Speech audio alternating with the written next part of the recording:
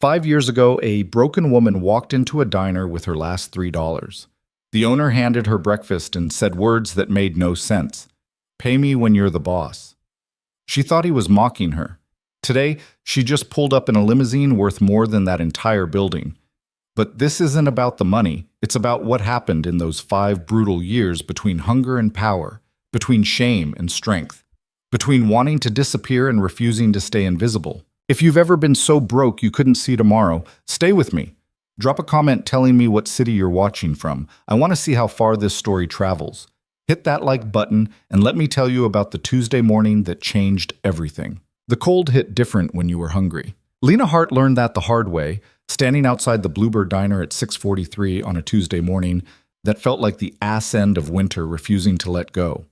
The wind came off the interstate in mean little gusts, cutting through the cheap jacket she'd bought at a Goodwill 2 months back when she still had enough pride to care what she looked like. That pride was gone now. What she had left was stubbornness, the kind that kept her legs moving even when her brain was screaming at her to just sit down and quit. She'd been walking since 4 a.m., not because she had anywhere to be. That was the joke, wasn't it? No job to get to, no apartment to pay rent on, no meetings that mattered.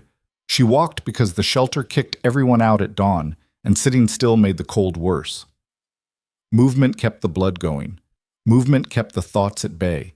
Movement kept her from having to admit that this was her life now. The diner sat off Route 9 like something out of a postcard nobody wanted to send.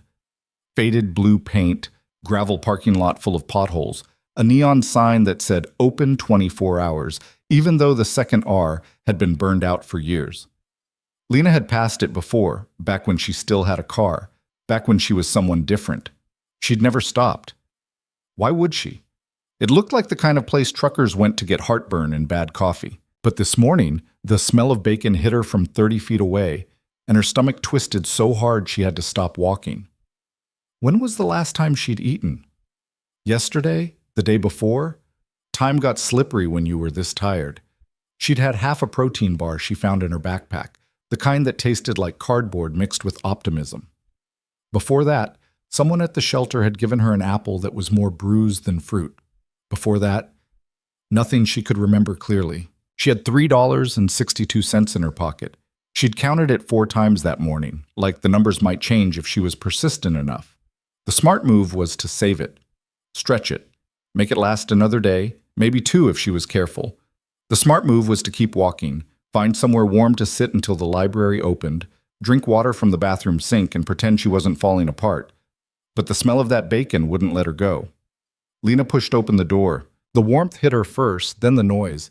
The clatter of dishes, the hiss of the griddle, someone laughing too loud in the back. The place wasn't crowded, just a handful of people scattered across the counter and booths. Working people, mostly. The kind who had somewhere to be after this. Jobs that started early, lives that made sense. She felt them look at her. Not staring exactly. Just that quick flick of the eyes people do when they're sizing you up, deciding if you're a problem. She knew what they saw. Greasy hair pulled back in a ponytail that hadn't been washed in 4 days. Jeans with a stain on the knee she couldn't remember getting. The jacket that was too thin. The shoes that were coming apart at the seams. The face of someone who'd stopped sleeping right. She slid onto the last stool at the far end of the counter, the one closest to the exit. Old habit. Always know where the door is. The waitress came over, a woman in her 50s with tired eyes and a name tag that said Donna. She didn't smile, but she wasn't mean about it either, just handed Lena a laminated menu spotted with old coffee stains. "What can I get you, hun?" Lena stared at the menu like it was written in another language. Prices swam in front of her eyes. Pancakes, $4.50. Eggs and toast, $5.25. The breakfast special, $7.99. She had $3.62. "Just coffee," she said. Her voice came out rougher than she expected. "Black." Donna's eyes did that thing again, that quick assessment, but she just nodded and walked away. The coffee came in a thick white mug, too hot to drink right away. Lena wrapped both hands around it, feeling the heat seep into her fingers. She'd make it last, sip it slow, stay as long as she could without anyone telling her to leave. That's when she noticed the man. He was sitting 3 stools down, wearing a charcoal sweater that probably cost more than her entire outfit, reading something on his phone. Mid-30s, maybe. Dark hair starting to gray at the temples. The kind of face that looked like it smiled easy, even though he wasn't smiling now. There was something about the way he sat, relaxed but paying attention, like he was exactly where he wanted to be, even though this place was a dump. He looked up, caught her staring, and she looked away fast. Stupid! Don't make eye contact. Don't draw attention. Just drink your coffee and disappear. But then Donna came back, and she wasn't alone. She was carrying a plate. Here you go, she said, setting it down in front of Lena. Lena stared at it. 2 eggs, over easy, 3 strips of bacon, hash browns, toast with butter already melting into it. I didn't, she started. I know, Donna said. Her voice was kind but firm, the kind of kindness that didn't want to be argued with. Don't worry about it. I can't. You look hungry. Eat. Lena's throat closed up. She wanted to push the plate away, wanted to stand up and walk out, wanted to do anything except accept charity from strangers. But the smell of that bacon was killing her, and the eggs looked perfect, and she was so goddamn tired of being proud when pride didn't pay for anything. I can pay, she said, even though it was a lie. Even though $3 wouldn't cover half of this. Donna just patted her shoulder and walked away. Lena sat there for a long moment, staring at the food. Her hands were shaking. She told herself it was just the cold, just the exhaustion, not the fact that she wanted to cry and couldn't remember the last time she'd let herself. She picked up the fork. The first bite of eggs nearly broke her. They were hot and buttery and perfect, and she had to close her eyes because the relief was too much. She hadn't realized how far gone she was until something good hit her system. The bacon was crispy. The hash browns were salted just right. The toast was soft in the middle and crunchy on the edges. She ate slowly at first, trying to maintain some dignity. But hunger won out, and before she knew it, she was halfway through the plate, eating like someone might take it away. Good? She froze. The man from down the counter was looking at her now, and there was something in his eyes she couldn't quite read.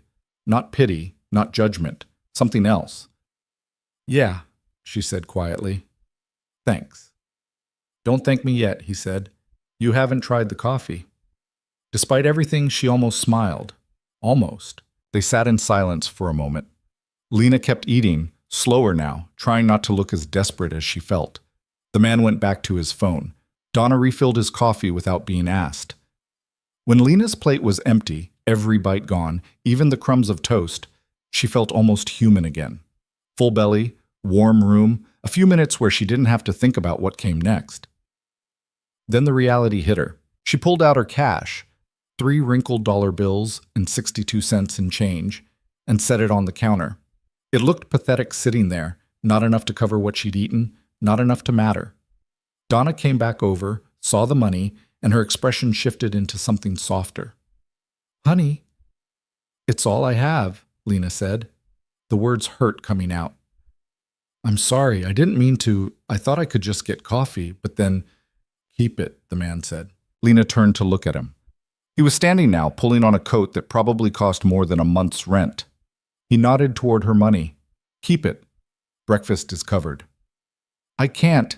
You already ate it, he pointed out. Little late to give it back now.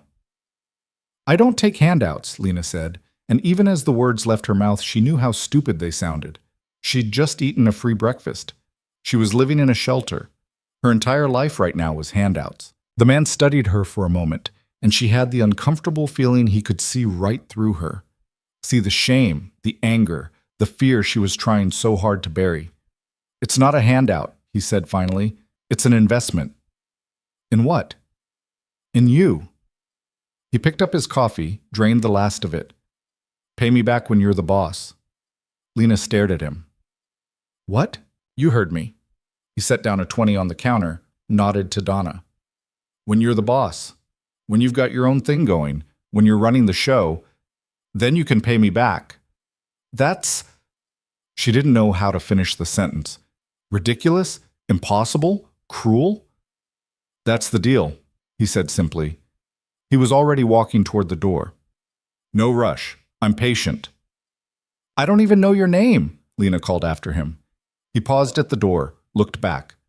Adrian. Adrian Cole. Why are you doing this?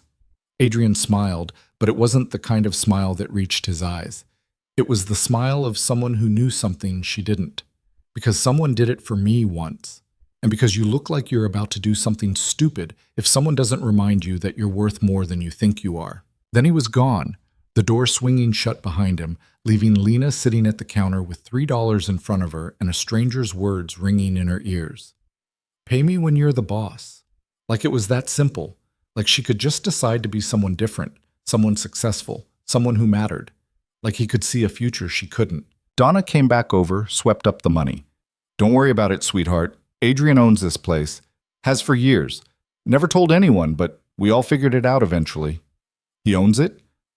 "Owns about half the commercial real estate in this county, from what I hear. But he still comes in here every Tuesday, sits at the same stool, drinks bad coffee like it's the best thing he's ever tasted." Donna shook her head. "Rich people are weird."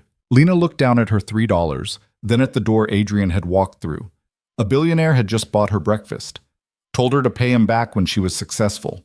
Like it was inevitable. Like there was no question she'd get there eventually. It was the most absurd thing anyone had ever said to her. It was also the kindest. Lena stood up, tucked her money back in her pocket. She walked to the door, pushed it open, stepped back out into the cold. The wind hit her again, but it didn't feel quite as mean now. Her stomach was full. Her hands had stopped shaking. "Pay me when you're the boss." The words followed her as she walked. Down Route 9, past the gas station with the broken pumps, past the abandoned strip mall where she'd slept in her car 3 months ago before it got repossessed, past all the landmarks of her failure. She didn't know why Adrian had said it, didn't know if he meant it, or if it was just something rich people said to make themselves feel better about their guilt.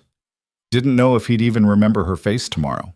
But something in his voice had sounded certain, like he could see something she couldn't, like her future was already written, and all she had to do was show up for it.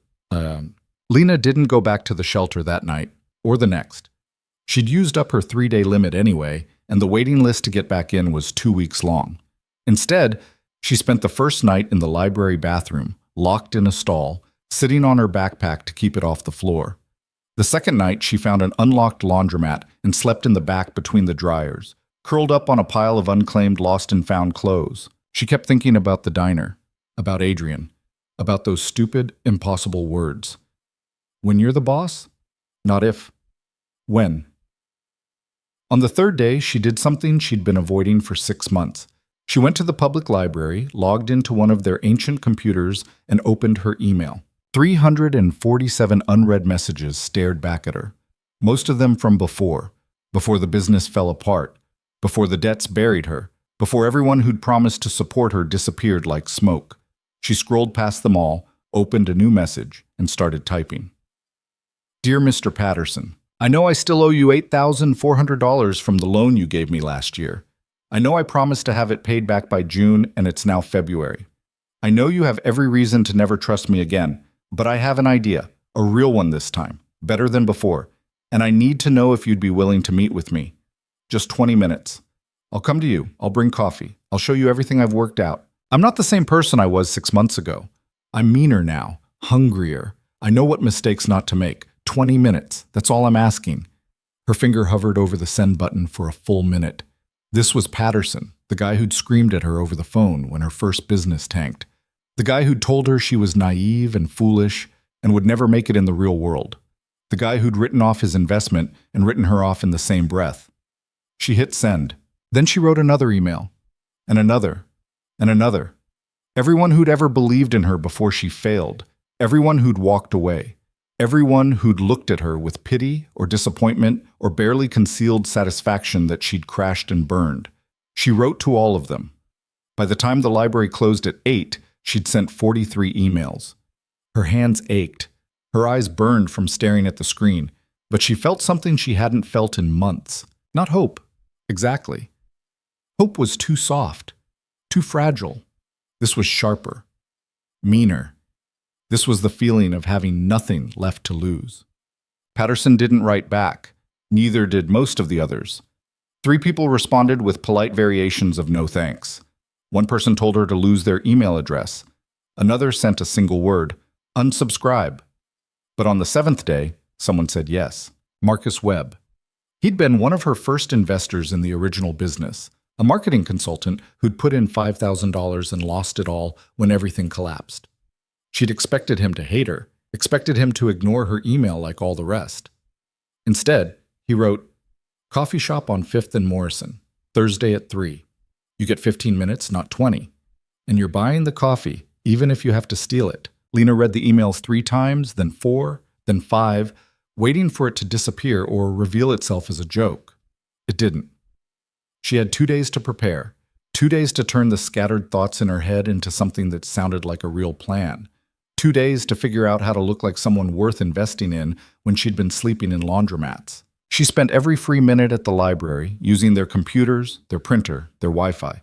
She built a new pitch deck from scratch, researched market trends, ran numbers until they stopped looking like numbers and started looking like possibilities. On Thursday, she showed up at the coffee shop 45 minutes early. She'd washed her hair in the sink at the gas station across the street, changed into the one clean shirt she had left, and tried to cover the dark circles under her eyes with makeup samples stolen from the drugstore. She bought Marcus's coffee with the last of her $3. Large dark roast, no room for cream. She remembered. Some things stuck with you. When he walked in at 3:02, she barely recognized him. He'd put on weight, grayed a little, looked older than his 40-something years, but his eyes were the same, sharp, skeptical, always calculating. He sat down without shaking her hand. "You look terrible," he said. "Yeah," Lena said. "I know." "You homeless?" No point lying. "Yes." "How long?" 4 months, give or take. Marcus picked up his coffee, took a sip, studied her over the rim. "Most people in your position, they'd have left that part out, dressed it up, tried to hide it." "I'm done hiding things," Lena said. "Hiding things is what got me here." "So's bad judgment and worse execution." "That too." He almost smiled. "Almost.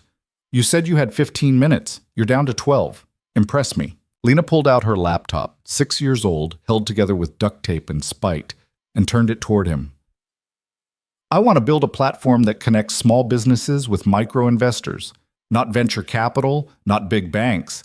Regular people who want to invest $100, $500 in businesses they believe in." "Crowdfunding," Marcus said flatly. "That already exists. Not like this. Current platforms take huge cuts, offer no real vetting, no follow-through. 90% of projects fail because people don't know what they're doing, and investors have no protection. I want to build something with real oversight, business mentorship built in, skin in the game from both sides." "You failed at your last business." "Yes." "Lost everyone's money." "Yes." "And now you want people to trust you with their money again." "No," Lena said. "I want to build a system where trust isn't the issue, where people invest in businesses, not in me, where there's accountability and transparency and real support. I don't want anyone to have to trust me ever again." Marcus leaned back in his chair, fingers drumming on the table. "That's a terrible pitch. You sound angry."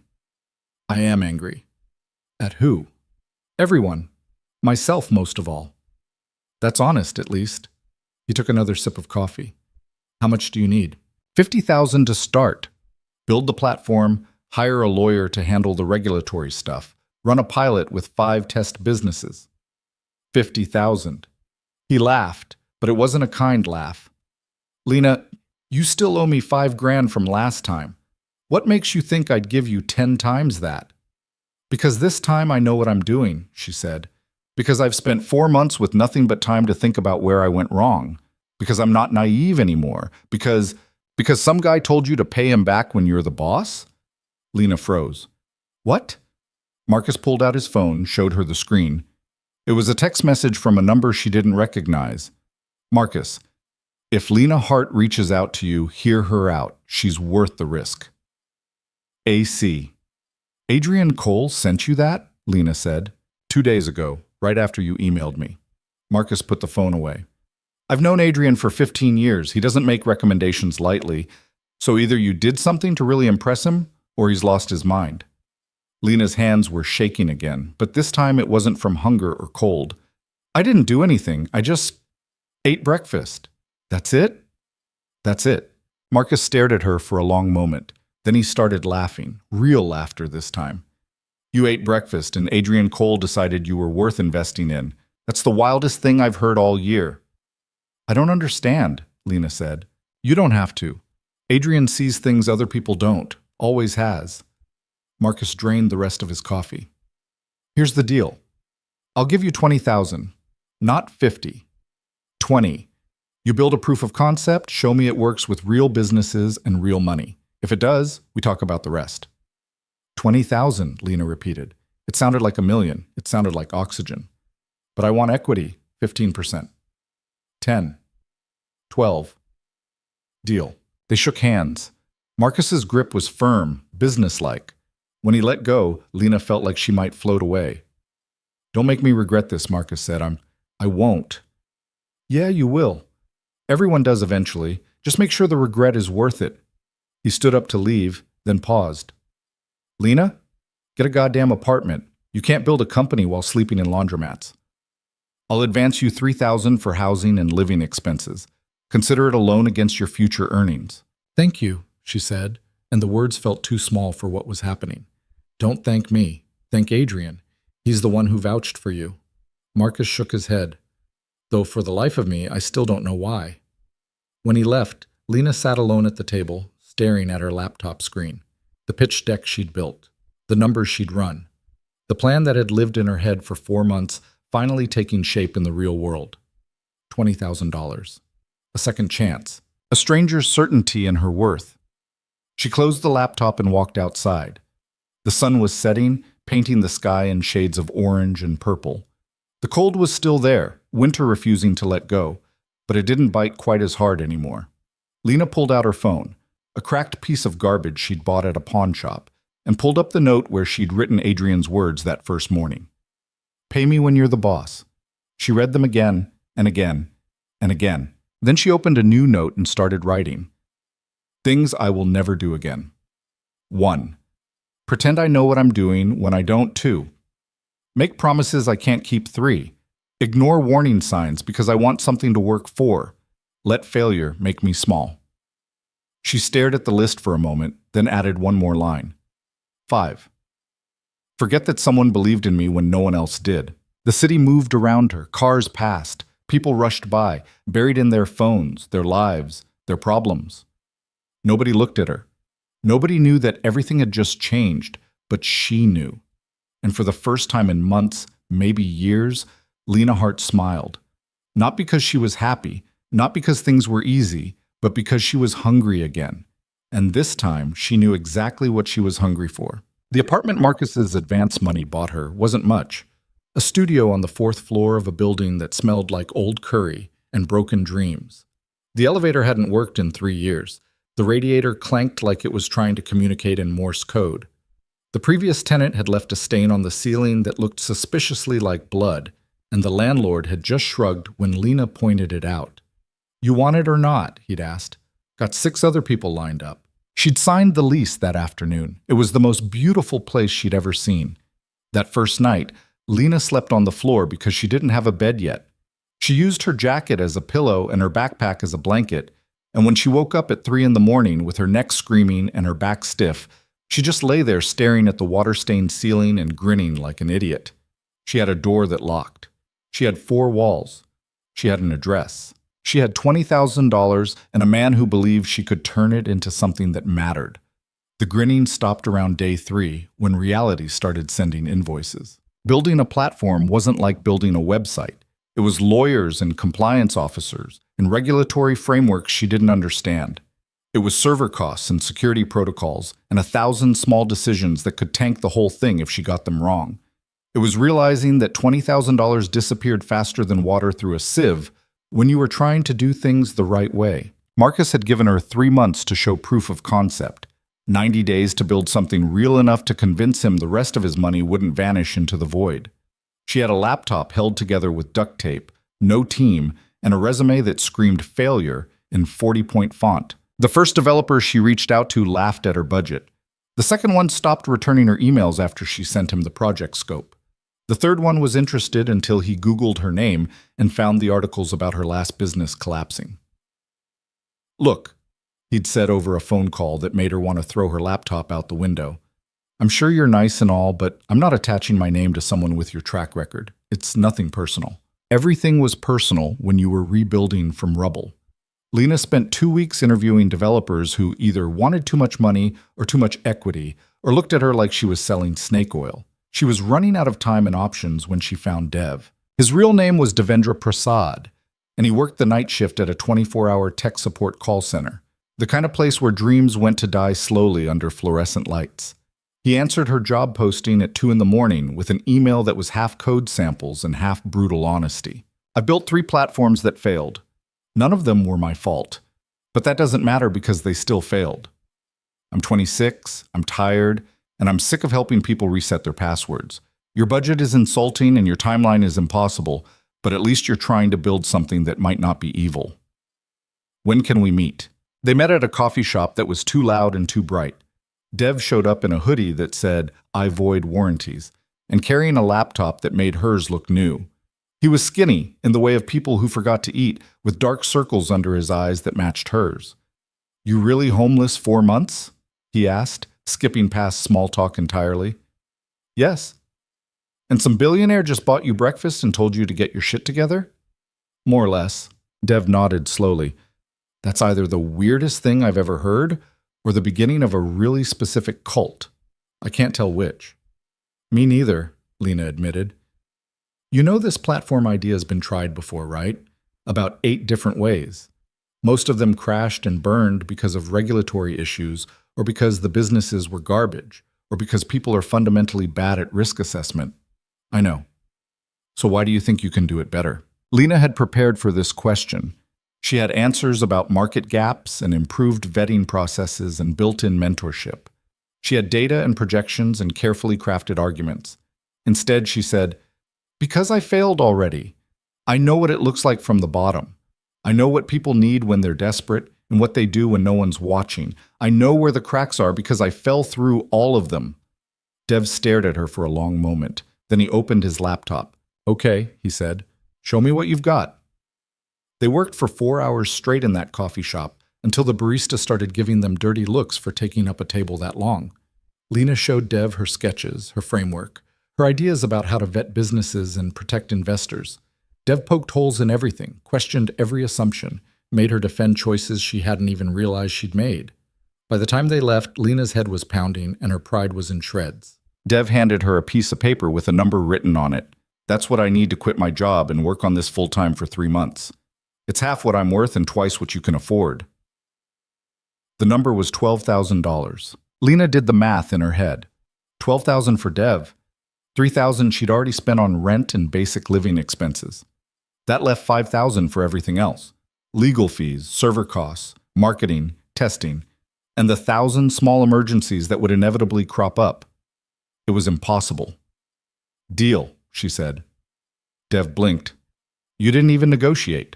You said it's half what you're worth. That means you're already negotiating against yourself. If I talk you down further, you'll resent it, and resentment kills startups faster than bad code. You're either really smart or really stupid." "Probably both," Lena said. "Can you start Monday?" "I can start tomorrow," Dev said. "I hate that job anyway." They shook hands. Dev's grip was weak and sweaty, nothing like Marcus's confident squeeze. But his eyes were sharp, hungry in the same way Lena's were. "Don't make me regret this," he said, echoing Marcus's words. "Everyone regrets everything eventually," Lena said. "Let's just make sure we regret it for the right reasons." The first month was hell. They worked out of Lena's apartment because office space was a luxury they couldn't afford. Dev set up shop on the floor with his laptop and a tangle of cables that looked like electronic spaghetti. Lena claimed the one folding table she'd bought at a thrift store for $8. They worked 16-hour days, fueled by instant ramen and the cheapest coffee that could still technically be called coffee. The platform started to take shape slowly, painfully, like trying to build a house with toothpicks. Every feature they added revealed 3 more problems they hadn't anticipated. Every solution created 2 new complications. The regulatory requirements alone made Lena want to scream into a pillow for several hours straight. "We need a lawyer," Dev said one night, around 2 a.m., his eyes bloodshot from staring at compliance documents. "A real one, not someone we found on Craigslist. We can't afford a real lawyer. We can't afford not to have one. If we screw up the regulatory stuff, the whole thing's dead before it starts. The SEC doesn't mess around with crowdfunding platforms. Lena knew he was right. She'd been avoiding it, hoping they could figure it out themselves. But the truth was, they were drowning in legal language neither of them fully understood. She sent out another round of emails, this time to lawyers. Most ignored her. 3 sent quotes that made her physically ill. One responded with a single sentence. "Your budget is a joke." Then, on a Thursday afternoon when Lena was seriously considering whether despair counted as a business expense, she got a response from someone named Sarah Kim. "I specialize in startup law and fintech regulation. Your budget is indeed a joke, but I admire the audacity. I'll do it for $3,000 flat fee to get you through regulatory approval plus 2% equity. After that, we renegotiate or part ways." Coffee tomorrow? They met at the same coffee shop where Lena had met Dev. Sarah showed up in a suit that probably cost more than Lena's entire wardrobe, carrying a briefcase that looked like it meant business. She was in her early 40s, Korean-American, with gray streaking through her black hair and the kind of presence that made people sit up straighter. "Let me be clear," Sarah said before Lena could even start her pitch. "I'm only here because Adrian Cole asked me to meet with you." Lena felt her stomach drop. "Adrian called me last week, said you were worth my time, didn't explain why." "Adrian doesn't explain much." Sarah opened her briefcase, pulled out a legal pad. "So explain it to me instead. Why should I attach my professional reputation to someone whose last business ended up as a cautionary tale in entrepreneurship classes?" "Because this time I know what I'm doing wrong before I do it," Lena said. "Because I'm not going to pretend I have answers I don't have. Because I'll listen to people who know more than me instead of thinking I'm smarter than everyone in the room. That's what you should have done last time." "I know. I was arrogant.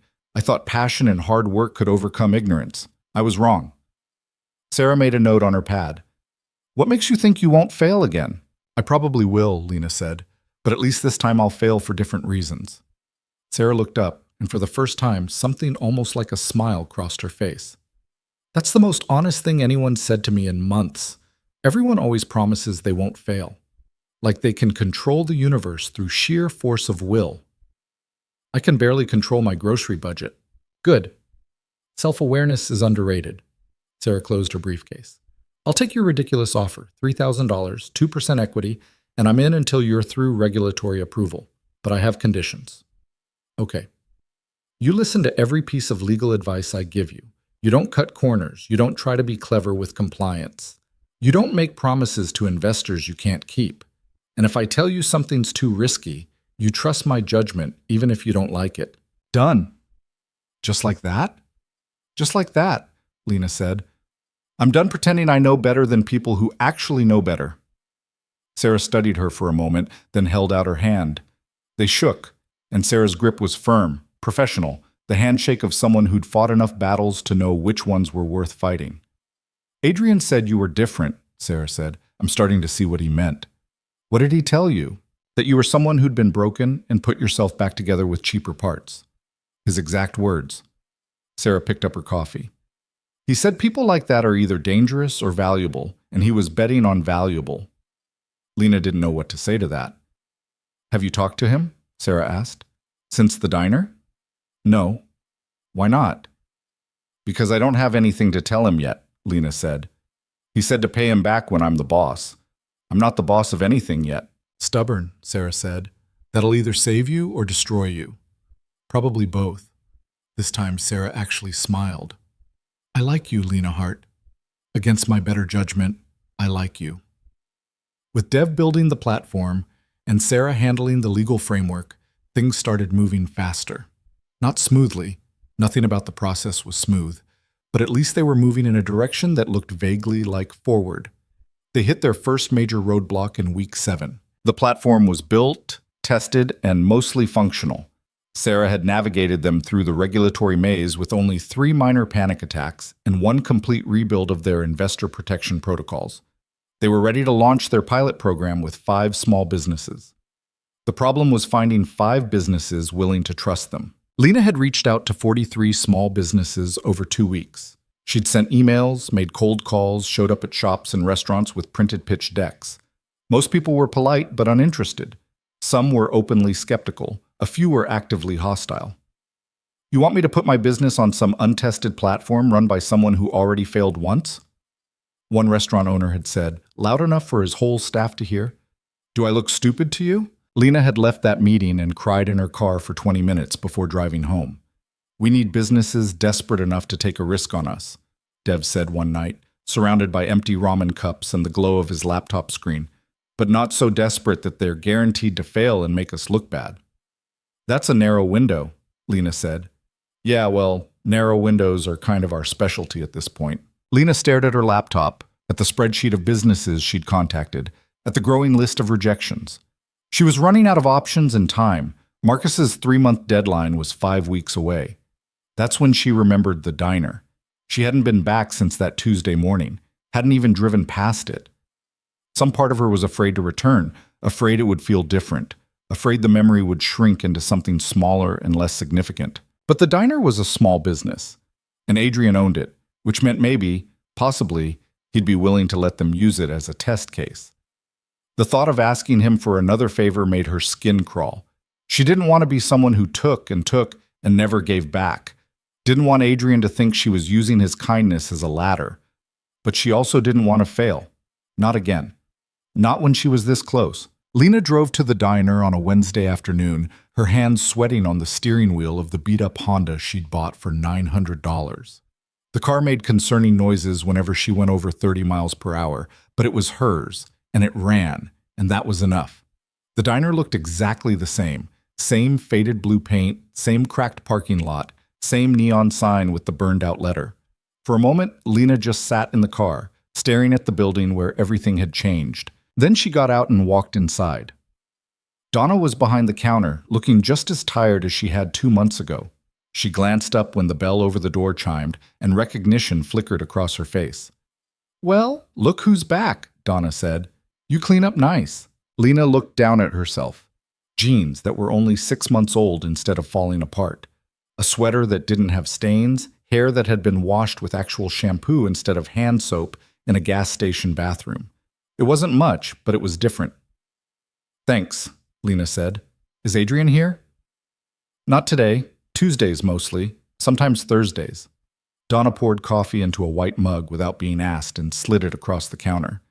You can wait if you want, or I can give you his email. I don't want to bother him. Honey, if Adrian didn't want to be bothered, he wouldn't have bought you breakfast and told you to pay him back when you're running the world. Donna pulled out a pen, scribbled something on a napkin. Here, that's his direct email, not the business one, the one he actually reads. Lena took the napkin like it was made of gold. Thank you. Don't mention it. You want anything to eat? You still look too skinny. I'm okay. That's not what I asked. Despite everything, Lena smiled. Eggs and bacon, over easy. Now you're talking. While Donna cooked, Lena sat at the same stool she'd sat on that first morning. The counter was still scarred and worn. The coffee was still terrible. But somehow it tasted better than any fancy drink she'd ever had. When the food came, Lena ate slowly, savoring each bite. Remembering what it had felt like to be so hungry, she could barely think straight. That version of herself felt both impossibly far away and uncomfortably close. She paid for the meal with a $20 bill, left a $10 tip, walked back to her car with Adrian's email address folded carefully in her pocket. That night, Lena must have started and deleted 15 different emails to Adrian. Each one felt wrong, too casual, too formal, too desperate, too proud. How did you ask a favor from someone who'd already given you more than you deserved? Finally, at midnight, she gave up trying to make it perfect and just wrote the truth. Adrian, I don't know if you remember me. We met at the Bluebird Diner about 2 months ago. You bought me breakfast and told me to pay you back when I'm the boss. I'm not the boss yet, but I'm working on it. I'm building a crowdfunding platform for small businesses. We're ready to launch a pilot program, but we need 5 businesses willing to test it. I'm writing to ask if you'd consider letting the diner be one of them. Not because I expect favors, I'll pay the standard fees like any other business, but because you believed in me when no one else did, and I want to show you it wasn't a mistake. If the answer is no, I understand completely. Either way, thank you for what you did. I think about it every day. Lena Hart. She hit send before she could overthink it anymore, then closed her laptop and tried to sleep.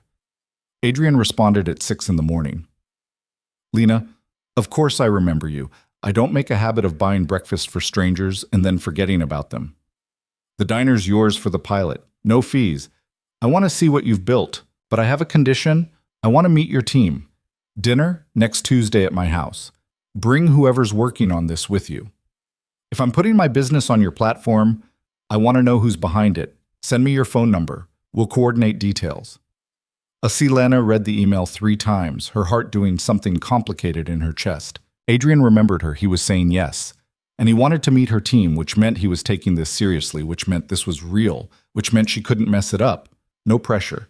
She forwarded the email to Dev and Sarah with a subject line that just said, "We have our first business." Dev responded in 30 seconds. Holy shit. Sarah took longer, responding an hour later with typical lawyer precision. Good. But Tuesday dinner at his house feels less like business and more like he's vetting you personally. Dress professionally, but not like you're trying too hard. And brief me on everything you know about him before we go. The problem was, Lena didn't know anything about Adrian Cole beyond the basics. Billionaire. Single father. Owned half the commercial real estate in the county. Bought breakfast for homeless women and said cryptic things that changed their lives. She spent the next few days researching him online, which turned out to be harder than expected. Adrian kept a low profile for someone with that much money. No social media, few interviews. His Wikipedia page was bare bones and clearly out of date. The most recent news article she could find was from 3 years ago about him donating to a children's hospital. This guy's like a ghost, Dev said, scrolling through search results. Rich people usually love attention. This dude actively avoids it. Maybe that's why he's different, Lena said. Tuesday arrived faster than she wanted it to. Lena changed outfits 4 times before settling on black pants and a gray blazer that Sarah had lent her. Dev showed up in the same hoodie he always wore, and when Lena tried to make him change, he just shrugged. I am who I am, he said. If Adrian can't handle that, better to find out now. Sarah arrived in her usual suit, looking like she could negotiate a hostage situation before lunch and still have time for a manicure. They drove to Adrian's house in Lena's $900 Honda, which made concerning noises the entire way. When they pulled up to the address he'd given them, Lena was certain they had the wrong place. The house wasn't a mansion. It was a regular 2-story home in a regular neighborhood with a bike in the driveway and toys scattered across the front lawn. There was a basketball hoop over the garage and a garden that looked like someone actually gardened in it, not like it had been professionally landscaped. "This is it?" Dev asked. Lena checked the address again. "This is it. Billionaires live here?" "Apparently this one does." They walked up to the front door, and before Lena could knock, it swung open. Adrian stood there in jeans and a sweater, looking nothing like the composed figure from the diner and everything like a regular dad who'd just finished helping with homework. His hair was slightly messy. He was barefoot. "Lena," he said, and his smile was genuine. "You made it. Come in." They followed him inside. The house smelled like garlic and tomatoes, like someone was actually cooking real food instead of ordering from somewhere expensive. The living room was cluttered with books and kids' drawings stuck to the walls with tape. A coffee table held a half-finished puzzle and several coffee mugs. It was the least billionaire-like billionaire house Lena had ever seen. A girl around 8 years old appeared at the top of the stairs, staring down at them with open curiosity. "Emma, come say hello," Adrian called. The girl came down slowly, studying them like they were specimens under a microscope. She had Adrian's dark hair and the same sharp eyes. "This is my daughter," Adrian said. "Emma, this is Lena. Dev and Sarah. They're the ones I told you about." "The broke lady who's not broke anymore?" Emma asked, looking directly at Lena. "Emma," Adrian said, but he was trying not to laugh. "It's okay," Lena said. "Yeah, that's me. The broke lady who's trying really hard not to be broke anymore." Emma nodded seriously. "Dad says you're building something important." "I'm trying to." "Are you going to mess it up?" "Probably at some point," Lena said, "but I'm going to try not to." Emma considered this, then smiled. "Okay, I like you." Dinner was spaghetti and meatballs that Adrian had made himself, served at a kitchen table that had clearly seen better days. They ate on mismatched plates while Emma asked Dev approximately 700 questions about coding, most of which he actually seemed happy to answer. It was the strangest business meeting Lena had ever been part of. After dinner, after Emma had gone upstairs to finish her homework, Adrian finally brought up the platform. "Show me what you've built," he said. They spent 2 hours walking him through everything: the platform architecture, the vetting process, the investor protections, the regulatory compliance Sarah had navigated them through. Adrian asked questions that were sharp and specific, the kind that meant he actually understood what they were doing. When they finished, he sat back in his chair and was quiet for a long moment. "This is good," he said finally. "Really good. Better than I expected." "You expected it to be bad?" Dev asked. "I expected it to be ambitious and flawed. It's ambitious and surprisingly solid." Adrian looked at Lena. "You did this in 2 months?" 2 months, $20,000, and a lot of instant ramen," Lena said. "Marcus's money? You know about that too?" "Marcus and I talk. He tells me you're terrifying when you're motivated." "I prefer focused. That's what terrifying people always say." Adrian smiled. "The diner's in. I'll sign whatever paperwork Sarah needs, but I want weekly updates on how it's going. Real ones, not the sanitized version you'd give other clients." "Deal," Lena said. "And Lena?" Adrian's expression turned serious. "Don't lose yourself in this. I've seen what happens to people who sacrifice everything for success. It's not worth it." "Speaking from experience?" Sarah asked quietly. Adrian's smile didn't quite reach his eyes. "Always." They left around 10, piling back into Lena's terrible car with its concerning noises. Nobody spoke until they were halfway back to the city. Then Dev said, "That was the weirdest thing I've ever experienced." "Agreed," Sarah said. "He's not what I expected," Lena said. "What did you expect?" "I don't know. Someone more billionaire, private chefs and marble countertops and weird art that costs more than my life." "Some people get rich and forget where they came from," Sarah said. "Adrian's not one of them. That's rare." "You know him?" "We've crossed paths professionally. He's got a reputation for seeing value in things other people overlook. Businesses, people, opportunities.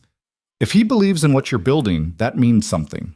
Lena stared out the window at the passing streetlights, thinking about Adrian's house, his daughter, the spaghetti dinner served on mismatched plates.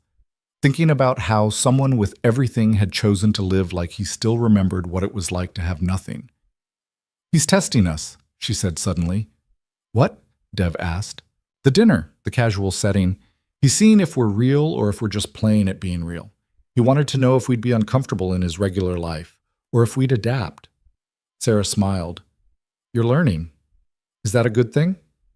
"It means you're thinking like a founder instead of like someone desperate for approval. That's growth." When they got back to Lena's apartment, they stayed up until 3 in the morning planning the pilot launch. They had 1 business confirmed, needed 4 more. They had 3 weeks left on Marcus's timeline. They had $5,000 in the bank and a platform that was held together with code and prayers. It should have felt impossible. Instead, it felt like the beginning of something that might actually work. Lena fell asleep that night on her floor mattress, still in her borrowed blazer, with her laptop open beside her and the smell of Adrian's spaghetti sauce still stuck in her hair.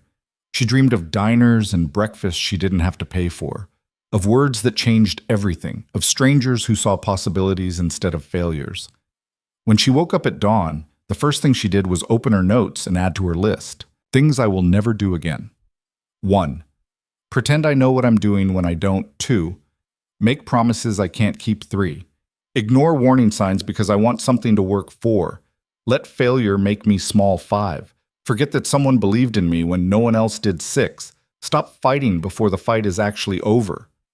She stared at that last line for a long time. Then she got up, made terrible instant coffee, and got back to work. The fight wasn't over. It was barely even started.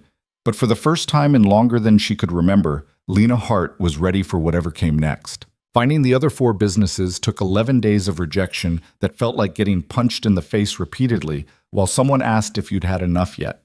Lena had not had enough. She worked through a list of 73 small businesses, calling, emailing, showing up in person with printed materials that Dev said made her look like she was selling insurance.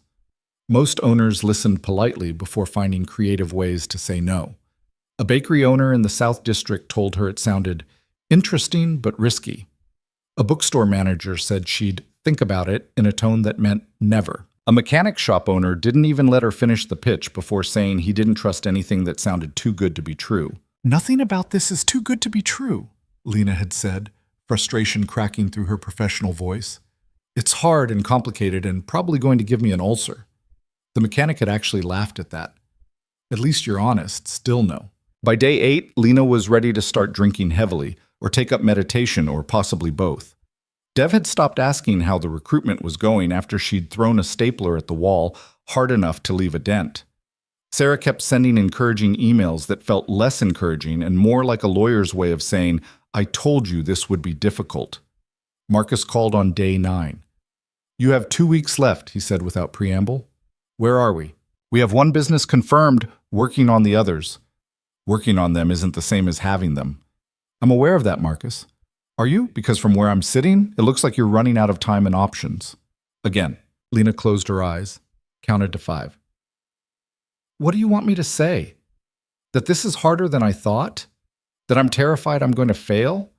That every single day I wake up wondering if you and Adrian and Sarah are going to realize you made a mistake investing in someone who already proved she could crash and burn?"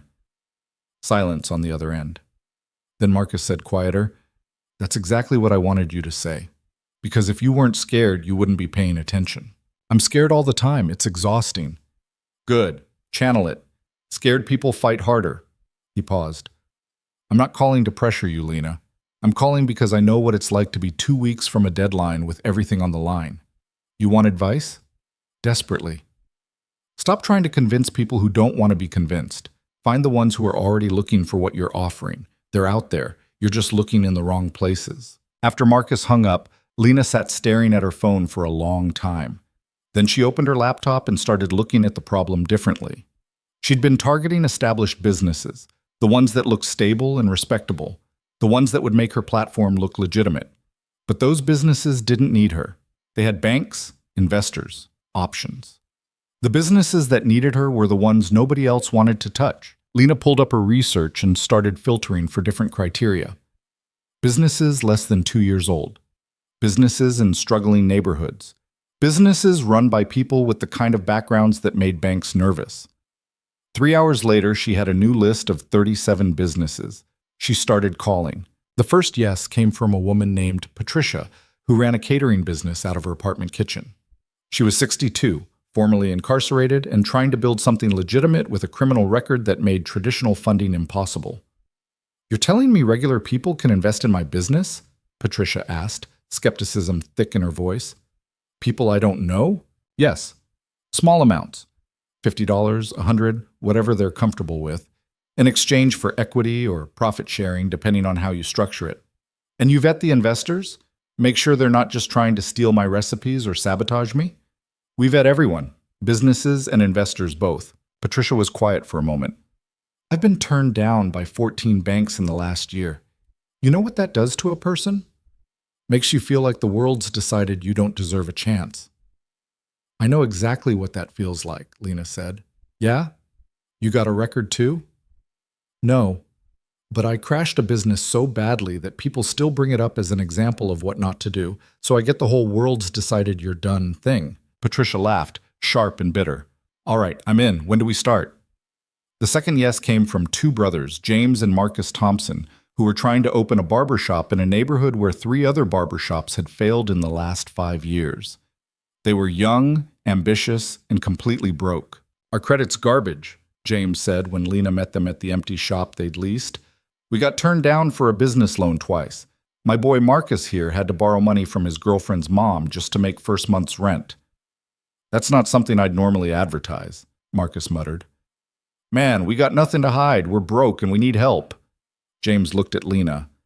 "This platform thing of yours, it's real? Not some scam?" Lena pulled out her laptop, showed them the platform, walked them through exactly how it worked. Showed them Adrian's diner as an example. Explained the vetting process, the legal protections, the mentorship component they were building in. The brothers exchanged a look. "Our mom used to say beggars can't be choosers," Marcus said, "but we ain't beggars. We're businessmen who are currently broke. There's a difference." "Yeah, there is," Lena said. "So what do you say?" We say let's do this before we change our minds and realize how crazy it sounds, James said. The third yes came from a coffee shop called The Grind, run by a woman named Sophie who'd moved to the city from Portland with big dreams and a rapidly dwindling bank account. Her shop was in a good location, but she couldn't afford the marketing to get people through the door. I'm 3 months from closing, Sophie said, no emotion in her voice. Just fact. I put everything I had into this place. Sold my car, maxed out my credit cards, borrowed from my parents. If this doesn't work, I'm done. No pressure then, Lena said. Sophie almost smiled. You get it. Most people don't. They think owning a business is glamorous. It's not. It's terrifying and lonely, and you're always one bad month away from losing everything, which is exactly why we're building this platform. So people like us aren't alone in it. People like us, Sophie repeated. You mean people who are probably going to fail but are too stubborn to quit? That's exactly who I mean, Sophie signed on that afternoon. The fourth yes was the hardest to get and came from the last place Lena expected. She'd been walking past a closed-down storefront on her way to meet Dev when she noticed someone inside, painting the walls. The space had been empty for months, one of those retail graves that never seemed to find new life. Lena knocked on the glass door. The person inside was a man in his late 20s, covered in paint splatters, wearing a respirator mask.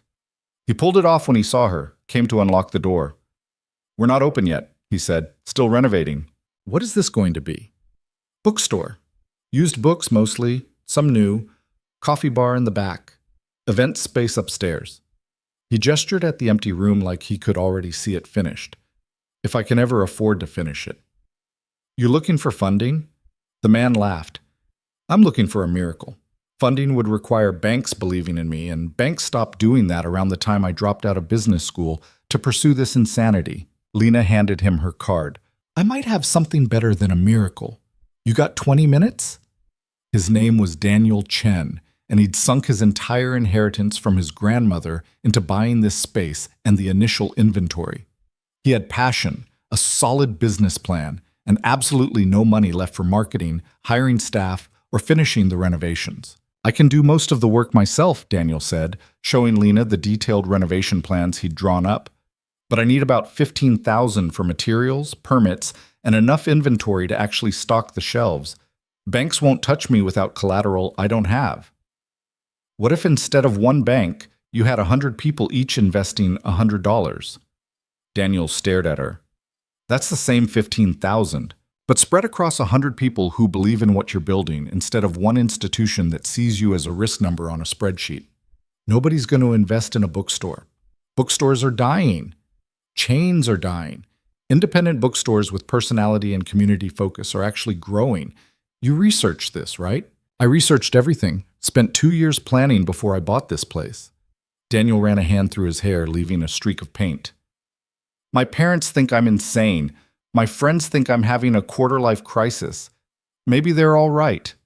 Or maybe you're the only one who sees what this could be, Lena said. That's not insanity. That's vision.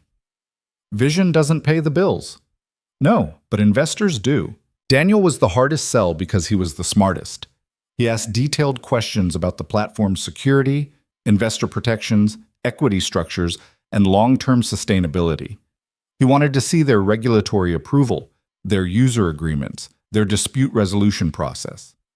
Lena answered everything, and when she didn't know something, she called Sarah right there and had her explain it. After 3 hours, Daniel finally said, Okay, I'm in. But if this crashes and burns, I'm blaming you. Fair enough, Lena said. Get in line behind everyone else who wants to blame me for things. 5 businesses. 2 weeks before Marcus's deadline. A platform that was ready to launch but still felt like it might fall apart at any second. Lena sent the confirmation email to Marcus at 11 p.m. on a Friday night. His response came back in 4 minutes. About damn time. Now comes the hard part. The hard part, it turned out, was everything that happened next. They launched the pilot on a Monday morning. David stayed up all night doing final testing, making sure the payment systems wouldn't explode, checking and rechecking the security protocols. Sarah had filed the last of the regulatory paperwork on Friday afternoon and immediately started drinking wine like it was her job. Lena had thrown up twice from stress and eaten approximately 1 meal in the last 48 hours. You look like death, Dev said when she showed up at the office space they'd finally rented, a tiny room above a dry cleaner that smelled like chemicals and desperation. Thanks. You look like you haven't slept in a week. That's because I haven't slept in a week. They were supposed to do a proper launch announcement, social media posts, press releases. Instead, Lena just sent emails to the small investor list they'd been building, about 300 people who'd signed up for early access after seeing their basic website. We're live, the email said. 5 businesses ready for funding. Come see what we're building. In the first hour, nothing happened. Lena refreshed the dashboard approximately 60 times, watching the investor count stay at 0. Maybe people need time to think about it, Dev said, but he didn't sound convinced. In the second hour, they got their first investor. Someone named Michael Rodriguez put $50 toward Patricia's catering business. Lena actually cheered. By the end of day 1, they had 37 investors and $14,000 committed across the 5 businesses. That's not enough, Dev said, staring at the numbers. It's a start, Lena said. Patricia needs 20,000. The Thompson brothers need 30. We're not even halfway there. It's day 1, Dev. You know what happens if these businesses don't hit their funding goals? They get nothing. The money goes back to the investors. We look like failures. Again, Lena knew. She'd designed that particular feature herself, insisted on it despite Dev's objections. All or nothing funding meant businesses either got what they needed or got nothing at all. It was risky, but it was also honest. We have 30 days, she said. People need time to discover this, to trust it, to tell their friends. And if they don't? Then we fail, and we figure out what went wrong, and we try again. Dev looked at her like she'd lost her mind. You're weirdly calm about this. I'm not calm. I'm terrified. But I spent 4 months being homeless and another 2 months building this from nothing. If it fails, at least I'll fail knowing I did everything I could. The truth was messier than that. The truth was Lena went home that night and lay awake until 4 in the morning, staring at her ceiling, running scenarios in her head. What if nobody else invested? What if the businesses failed even after getting funded? What if this whole thing was just another spectacular disaster with her name attached? What if Adrian had been wrong about her? By day 3, they had 60 investors and $23,000 committed. Still not enough, but moving in the right direction. By day 7, they had 112 investors and $41,000. Patricia's catering business was fully funded. The Thompson brothers were at 70%. Sophie's coffee shop was at 45%. Daniel's bookstore was struggling at 30%. Adrian's diner sat at 120% of its goal, which was both encouraging and problematic because it meant people trusted Adrian's name more than they trusted the other businesses.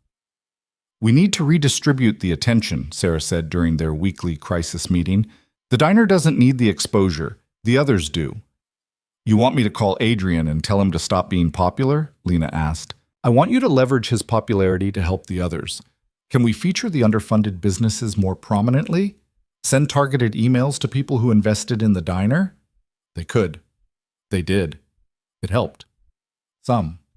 By day 14, the Thompson brothers hit their funding goal. Sophie's coffee shop reached 70%. Daniel's bookstore was still stuck at 42%. People don't believe in bookstores, Dev said, stating the obvious. Then we need to make them believe, Lena said. She spent the next 2 days creating content about Daniel's bookstore. Photos of the space, videos of Daniel talking about his vision, testimonials from the neighborhood about why they needed a community gathering spot. She posted it everywhere she could think of: social media, local forums, neighborhood groups. She called in favors from people she barely knew, asked friends of friends to share the campaign. She stayed up until 3 a.m., engaging with every single comment, answering questions, addressing concerns. By day 20, Daniel's bookstore hit 63% funding. By day 25, it was at 89%. On day 29, with less than 24 hours left in the funding window, Daniel's bookstore sat at 94% of its goal, $900 short. Lena called him at 7 in the morning. We're close, she said. So close. Can you push it on your end? Tell everyone you know? One last push? I've told everyone already, Daniel said. He sounded exhausted. My parents even invested, and they think this whole thing is a mistake. I don't know who else to ask. There has to be someone. Lena, if it doesn't hit the goal, it's okay. At least we tried. It's not okay. You need this money. Your business needs this money. 94% is pretty good, though, right? That's further than I thought we'd get. No, Lena said, surprised by the anger in her voice. 94% is failure. 94% means you worked this hard and still came up short. That's not okay. Daniel was quiet for a moment. You really care about this? Of course I care. This is my platform. If your business fails, it reflects on me. That's not why you care. He was right. She cared because Daniel reminded her of herself. Someone betting everything on a dream that everyone else thought was stupid. Someone who'd rather fail trying than quit before the fight was over. Just keep pushing, Lena said. We've got 24 hours. She spent that last day watching the numbers climb with agonizing slowness. $900 became $800, then $700, then $650. 4 hours before the deadline, they were still $400 short. Lena pulled up her bank account. She had $1,800 in savings, money she'd been setting aside for next month's rent and living expenses, money she couldn't afford to invest. She invested $400 in Daniel's bookstore. Dev saw the transaction come through on the dashboard and looked at her. You just broke your own rules, he said. Platform owners aren't supposed to invest in listed businesses. Conflict of interest. Find me later, Lena said. Sarah's going to kill you. Sarah can get in line behind everyone else. At 11:58 p.m., Daniel's bookstore hit 100% of its funding goal. All 5 pilot businesses were fully funded. Lena burst into tears right there at her desk, ugly crying that she couldn't control or hide. Dev pretended not to notice, which was the kindest thing he could have done. The next morning, Sarah called. I saw the transaction, she said. That was stupid. I know. You violated your own platform policies. I know. You could get in regulatory trouble if anyone finds out. I know, Sarah sighed. It was also the right thing to do. But don't do it again. I won't have to. We proved it works. You proved you can successfully crowdfund 5 businesses with huge personal sacrifice and probably several minor violations of best practices. That's not the same as proving the model scales. Why can't you just let me have this win for like 5 minutes? Because in 5 minutes, you need to start thinking about the next 30 businesses, and the legal framework for expansion, and the sustainability model, and the fact that Marcus is going to want to see real returns on his investment, not just successful pilot programs. Lena closed her eyes. Can I just enjoy the fact that we didn't fail? No, because not failing isn't the same as succeeding. It's just the bare minimum required to keep going. Sarah was right, which made it worse. They had proven the pilot worked.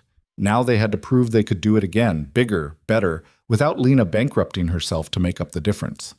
But that problem was for tomorrow. Today, Lena let herself feel the win. She called each of the 5 business owners personally to congratulate them. Patricia cried. The Thompson brothers whooped so loud she had to hold the phone away from her ear.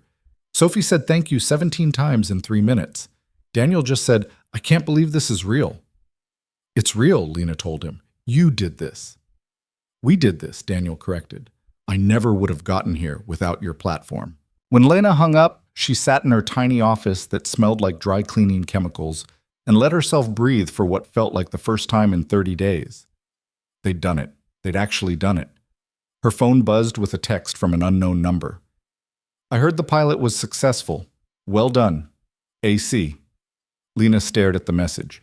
She'd been sending Adrian weekly updates like he'd requested, but he'd never responded to any of them. She'd started to wonder if he was even reading them. She typed back, thank you for everything. I mean it. 3 dots appeared, then disappeared. Appeared again. You did the work. I just bought breakfast. That breakfast changed my life. No, you changed your life. I just reminded you that you could. Lena read the message 3 times, feeling something complicated and warm settle in her chest. Then Adrian sent one more text. Come by the diner Tuesday morning. There's someone I want you to meet. She showed up at 6:30 a.m. earlier than she needed to because sleep was still not something her brain allowed when she was stressed or excited or basically experiencing any emotion. The diner looked exactly the same as always. Donna was behind the counter pouring coffee for the early morning crowd. She saw Lena and smiled. Look who's back. You want your usual? I have a usual now? Honey, you've been here 3 times. That's enough for me. Eggs and bacon, over easy. Lena sat at her old stool, the one at the far end of the counter. The one she'd sat at that first morning when she'd been so hungry she could barely think. Adrian slid onto the stool next to her 5 minutes later, carrying 2 cups of coffee. "You're early," he said. "So are you." "I'm always early. It's a problem." He handed her one of the coffees. "Congratulations on the pilot. I read all your updates every week." "You never responded." I didn't want to interfere. This was your thing to build. I was just watching. Pretty involved watching, considering you sent Marcus and Sarah my way. Adrian smiled. Maybe a little involved. Can you blame me? I like seeing things work out. Is that what you do? Go around finding broken people and fixing them? I don't fix anyone. People fix themselves. I just give them permission to try. Donna brought over Lena's breakfast, set it down with the same no-nonsense kindness she always had. Lena stared at the plate. 2 eggs, geese, bacon, hash browns, toast. The same meal that had saved her life 6 months ago. "I can pay for this now," Lena said. "For real." "I know you can," Adrian said. "But you don't have to. Not yet. You said to pay you when I'm the boss."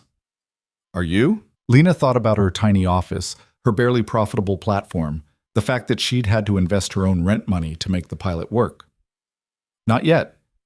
"Then save your money. You're going to need it." A woman walked into the diner then, someone Lena didn't recognize. She was in her 50s, wearing an expensive suit, carrying a leather briefcase that screamed serious business. Adrian waved her over. "Lena Hart, this is Victoria Chen. She runs an investment firm that focuses on social impact ventures. Victoria, this is Lena, the one I told you about." Victoria held out her hand. Her grip was firm, assessing. "Adrian's been talking about your platform for 3 months. I told him I'd believe it when I saw results." "And?" Lena asked. "And I'm impressed. 5 businesses fully funded in 30 days with 0 marketing budget and a platform held together with, what did Adrian say? Pure spite and determination." "That sounds about right," Lena said. Victoria sat down, pulled out a tablet. "I want to invest. Proper investment, not the crowdfunding type. I'm talking about scaling this platform to handle 500 businesses in the next year, building out the infrastructure, hiring a real team, creating partnerships with business development organizations." Lena's brain stuttered. That's a huge jump." "Yes, which is why you need serious capital and serious guidance. I'm offering both." "How much capital?" $500,000 for 20% equity. The number hit Lena like a physical thing. $500,000. More money than she'd ever seen. Enough to actually build what she'd been imagining. "Why?" Lena asked. "Why what?" "Why invest in me? I failed spectacularly once already. My track record is garbage. You could invest in someone with actual experience and success." Victoria smiled. "Adrian warned me you'd be suspicious. He said you've learned to question good things because you've been burned too many times." He's not wrong. Here's the truth, Lena. I invest in people who understand failure intimately because those are the people who build sustainable businesses. Success makes you confident. Failure makes you careful. And careful people with something to prove are my favorite kind of bet. "That's a hell of a pitch," Lena said. "It's not a pitch. It's an offer. Take the weekend to think about it. Talk to your team, talk to your lawyer, but understand, this is a one-time offer. I don't chase investments. If you're not ready, say so now and I'll walk away with no hard feelings." Lena looked at Adrian. He was watching her with that same expression from their first meeting, like he could see a future she couldn't quite picture yet. "What do you think?" she asked him. "I think it's your decision," Adrian said. "But I also think you didn't build this platform to stay small. You built it to help as many people as possible. That requires scale, and scale requires capital you don't have." He was right. She knew he was right, but the thought of giving up 20% of her company to someone she'd met 5 minutes ago made her want to throw up. "Can I have 3 days instead of a weekend?" Lena asked Victoria. "Sure, but not a day longer." Victoria left her card and walked out, leaving Lena sitting at the counter with her coffee going cold and her breakfast untouched. "You barely know me," Lena said to Adrian. "Why do you keep doing this?" "Doing what?" "Putting opportunities in front of me, vouching for me. Believing I can do this when I barely believe it myself. Adrian was quiet for a moment, staring into his coffee cup like it held answers. I told you someone did this for me once. Gave me a chance when I didn't deserve it. I was 24, broke, angry at the world, convinced I was going to amount to nothing, and someone I barely knew invested in a business idea I had that was half-baked at best. What happened? I failed, spectacularly, lost their money and mine, spent 2 years paying off the debt. Adrian smiled, but it wasn't a happy smile. But that person didn't give up on me. They said, now that you know what failure looks like, try again with better information. So I did. And the second business worked, and the third, and eventually I became someone who could pay it forward. This is you paying it forward, Lena said. This is me recognizing someone who reminds me of who I used to be, someone hungry enough to rebuild from nothing and smart enough to learn from their mistakes. Adrian finally looked at her. You're going to take Victoria's offer. You know you are. You're just scared.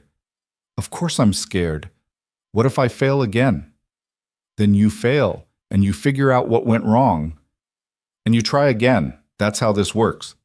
That's easy for you to say. You're a billionaire. I'm a billionaire who started exactly where you are, broke, desperate, and terrified of messing up again. Adrian stood up, dropped a 20 on the counter, even though he owned the place. Take the deal, Lena. Build something big. Help more people than you ever could by staying small and safe. He left before she could argue. Lena sat there for another hour, eating her breakfast slowly, thinking about Victoria's offer, about Adrian's words, about how far she'd come from that Tuesday morning 6 months ago when she'd walked in here with $3 and nothing left to lose. She pulled out her phone and called Sarah. We need to talk, Lena said. Someone just offered me $500,000, and I need you to tell me if I'm insane for considering it. Sarah laughed. Let me guess. Victoria Chen? How did you... Adrian mentioned she might reach out. I've already started preliminary due diligence on her firm. She's legitimate, Lena. More than legitimate. She's one of the best in the social impact investment space. So I should take it. I didn't say that. I said she's legitimate. Whether you should take it depends on what you want this company to become. Do you want to stay small and maintain control? Or do you want to scale and accept that scaling means sharing power? I want to help as many people as possible. Then you already know the answer. Lena hung up and called Marcus next. $500,000 for 20%, she said. Your thoughts? That's a fair valuation considering your traction. Take it. Just like that? Just like that. You've proven the model works. Now you need capital to scale. Victoria's money is as good as anyone's, and her connections are better than most. Stop overthinking this. What if I mess it up? You will mess parts of it up. Everyone does. But you'll also get parts right. And the parts you get right will matter more than the parts you get wrong. Stop looking for permission to succeed, Lena. You already earned it. She called Dev last. $500,000, she said. 20% equity. Dev whistled. That's real money. Yeah. You're going to say yes, right? I think so. Good, because I'm exhausted and we need to hire actual people to help build this thing. I can't keep coding 18 hours a day on instant ramen and Spite. The Spite isn't sustainable? Spite is great for the first 6 months. After that, you need health insurance and weekends. Lena laughed despite herself. Okay, I'll take the deal. Good. Now go celebrate or something. You're allowed to be happy occasionally. But happiness felt complicated. Every win came with new pressure, new expectations, new ways to fail. She'd spent so long rebuilding that she'd forgotten how to enjoy anything without immediately worrying about what could go wrong. She drove home, climbed the 4 flights to her apartment, and collapsed on her floor mattress. She should call Victoria and accept the offer. She should start planning the expansion. She should do approximately 73 things that were urgent and important. Instead, she lay there staring at her water-stained ceiling and let herself feel everything at once. The fear, the excitement, the exhaustion, the strange, fragile hope that maybe, possibly, she might actually pull this off. Her phone buzzed. Another text from Adrian. Whatever you decide, I'm proud of you. That probably doesn't mean much coming from someone who barely knows you. But I wanted you to know anyway. Lena stared at the message until her vision blurred. It meant everything. She typed back, "It means more than you know. Thank you. For the breakfast, for the introductions, for seeing something in me I couldn't see in myself. I didn't see something that wasn't already there. I just helped you remember it existed." Lena closed her eyes, and for the first time in months, let herself cry not from stress or fear, but from something that felt dangerously close to gratitude. She'd been broken. She'd rebuilt herself with cheaper parts and spite, and the memory of a stranger's certainty. And somehow, impossibly, it was working. 3 days later, Lena signed Victoria's term sheet in Sarah's office, with Dev and Marcus as witnesses. $500,000, 20% equity, a partnership that would either launch her platform into something meaningful or become another spectacular failure with her name attached. She signed her name and felt the weight of it settle into her bones. The fight wasn't over. It was just beginning. But for the first time since that Tuesday morning at the diner, Lena Hart believed she might actually win. The money hit their account on a Wednesday, and Lena spent the entire day refreshing her banking app like it might disappear if she looked away too long. $500,000. The number looked fake, like someone had photoshopped an extra zero onto her balance as a joke. "Stop staring at it," Dev said from across their new office. An actual office with windows that opened and a bathroom that didn't require walking down 3 flights of stairs. "The money's real. It's not going anywhere." "How do you know? Maybe banks make mistakes. Maybe Victoria's going to call tomorrow and say there was an error." "That's not how wire transfers work." "You don't know that for sure." Dev threw a stress ball at her head. She caught it without looking, which was impressive considering she'd been staring at her phone screen. They hired 3 people in the first month. A designer named Kira, who made their platform look like something built by professionals instead of desperate people drinking bad coffee at 3 a.m. A customer service specialist named Tom, who had the patience of someone who'd worked retail for 15 years and had seen every possible flavor of human nonsense. And a business development associate named Rachel, who had connections in the small business community and actually knew how to write marketing copy that didn't sound like a ransom note. "We have a team," Lena said at their first official team meeting, held around a conference table they'd bought secondhand from a law firm going out of business. "This is surreal." "Wait until you have to do payroll," Sarah said from where she sat in the corner, reviewing their employment contracts.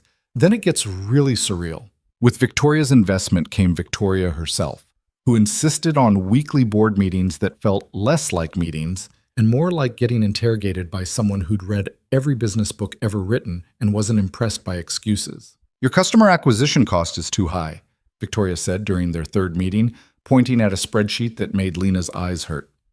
"You're spending $43 to acquire each investor, but your average investment is only $75.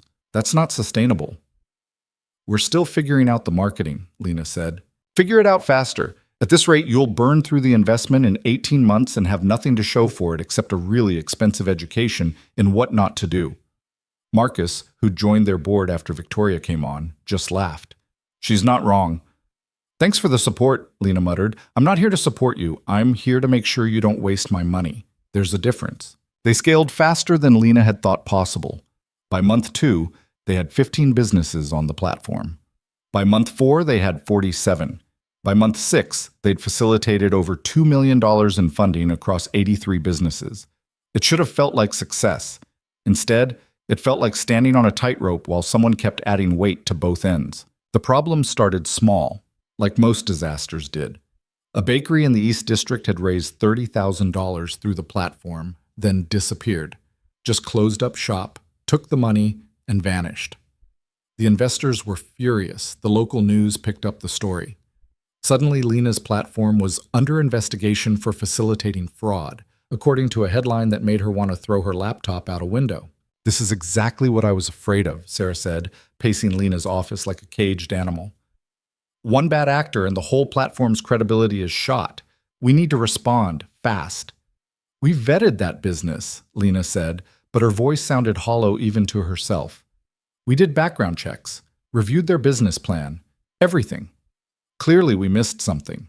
They worked 20-hour days for a week straight, coordinating with law enforcement, tracking down the bakery owner, trying to recover the investors' money. Sarah filed paperwork. Rachel handled the PR nightmare. Dev implemented new security measures. Lena called every single investor personally to apologize. Most of them were understanding, some were not. "You promised this was safe," one investor said, a retired teacher named Dorothy, who'd put in $500.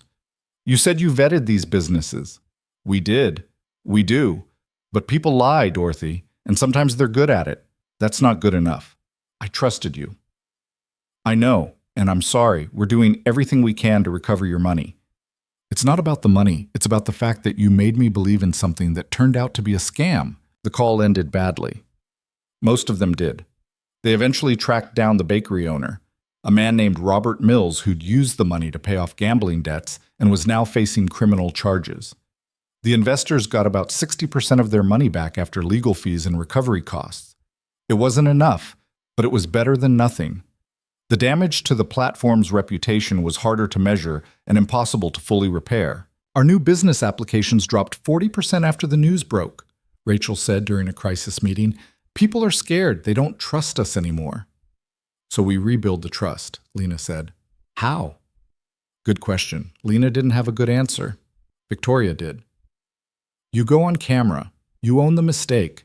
You explain exactly what went wrong and what you're doing to prevent it from happening again.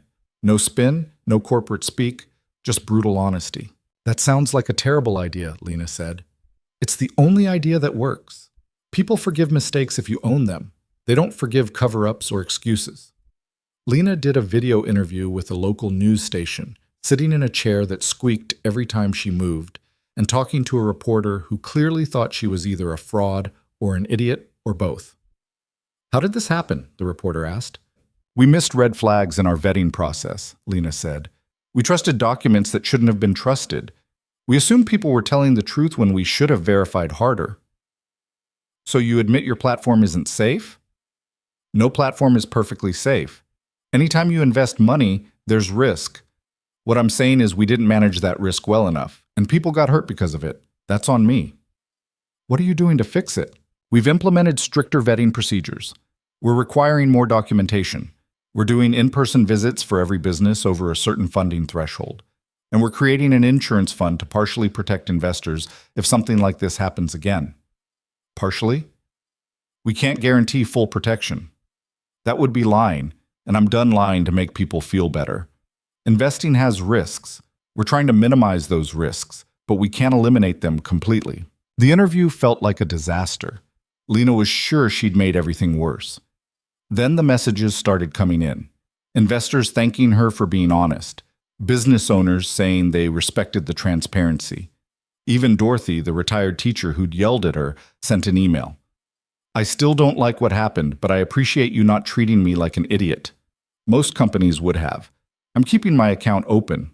Honesty, Dev said, watching the messages roll in. Who knew that actually worked? Victoria knew, Lena said. Victoria knows everything. It's annoying. They recovered slowly. Applications started coming back. Investors began trusting again. The insurance fund they created, funded by taking a slightly higher platform fee, became a selling point instead of an admission of failure. By month 9, they were back on track. By month 12, they'd surpassed their original growth projections. And then Lena's past came back to haunt her in the form of a lawsuit. One of her creditors from the first failed business had decided that now that Lena had money again, they wanted theirs. Never mind that the debt had been discharged in bankruptcy. Never mind that Lena had spent years rebuilding. They filed a lawsuit claiming she'd committed fraud, misrepresented her business prospects, and deliberately misled investors. It was all bullshit, Sarah said so immediately after reading the filing. This won't go anywhere, Sarah said. The bankruptcy discharge is clear. They have no case. But they filed it anyway. Because they're hoping you'll settle just to make it go away. Don't. Fight it. You'll win. How much will fighting cost? In legal fees? About $30,000. Lena felt sick. $30,000 to fight a baseless lawsuit filed by people who wanted to punish her for having the audacity to succeed after failing. Do it, she said. I'm not settling. I'm done letting people make me feel like I don't deserve a second chance. The lawsuit dragged on for 3 months, sucking up time and money and energy that Lena needed for running the actual business. She had to give depositions, provide documentation, relive every mistake from her first business in excruciating detail. The other side's lawyer was a man named Peterson, who looked like he'd been practicing law since before Lena was born and enjoyed making people squirm. You claimed your first business would be profitable within 6 months, Peterson said during her deposition. That was a lie, wasn't it? It was a projection that turned out to be wrong, Lena said. There's a difference. Is there? You took people's money based on that projection. I took people's money based on a business plan I believed in. I was wrong. The business failed. I filed bankruptcy and discharged the debts legally. And now you're running another business, taking more people's money based on more projections that might be wrong. Sarah jumped in. That's argumentative and not a question. I'll rephrase, Peterson said, smiling like a shark. What makes you think you won't fail again, Ms. Hart? I don't think that, Lena said. I might fail again. Most businesses do. But this time I know what failure looks like. And I've built in protections to minimize the damage when things go wrong. Because things will go wrong. They always do. Peterson blinked. He'd clearly expected her to get defensive, to make promises she couldn't keep. So you admit this business might fail. Any business might fail. That's not news. What matters is whether we're honest about the risks and whether we do everything we can to manage them. The deposition went on for 4 hours. Lena left feeling wrung out and angry and tired of having to defend the fact that she'd dared to try again after failing once. You did great, Sarah said in the parking lot. He was trying to rattle you and you didn't rattle. I feel rattled. That's different from looking rattled. Trust me, he's worried now. He thought you'd be an easy target. The case was dismissed 6 weeks later. The judge called it a transparent attempt to circumvent bankruptcy protections and harass a discharged debtor. Peterson's firm had to pay Lena's legal fees. It should have felt like a victory. Instead, Lena just felt exhausted. She was standing in her office at 7 p.m. on a Friday, staring at the city lights through her window and wondering when success had started feeling like drowning, when her phone rang. Adrian's name appeared on the screen.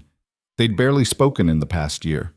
Lena had sent him updates occasionally, but he'd stayed distant, letting her build without interference. She'd assumed he'd moved on to other projects, other people to save with breakfast and cryptic advice. Hello? She answered. I heard about the lawsuit, Adrian said. Congratulations on the dismissal. News travels fast. Sarah told me. She thought you might need to hear that someone was proud of you. I don't need... Lena stopped.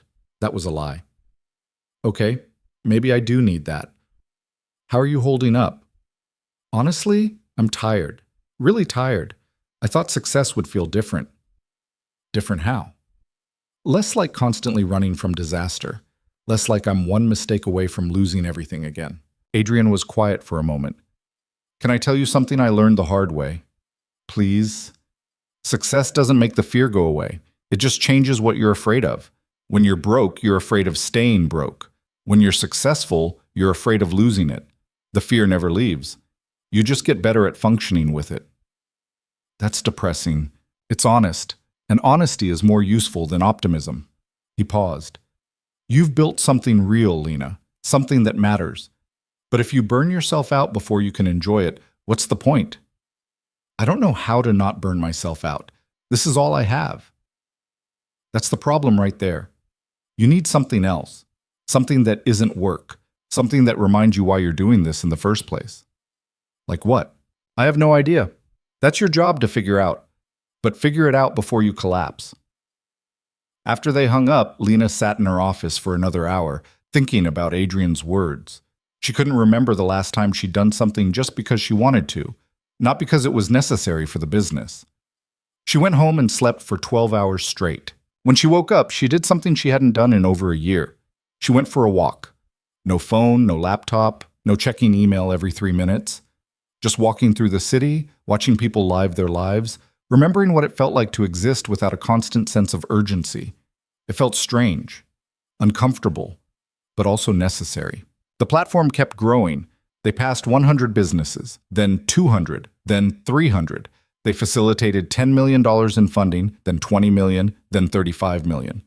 The team grew to 12 people, then 20, then 35. Lena moved from doing everything herself to managing people who did the things she used to do.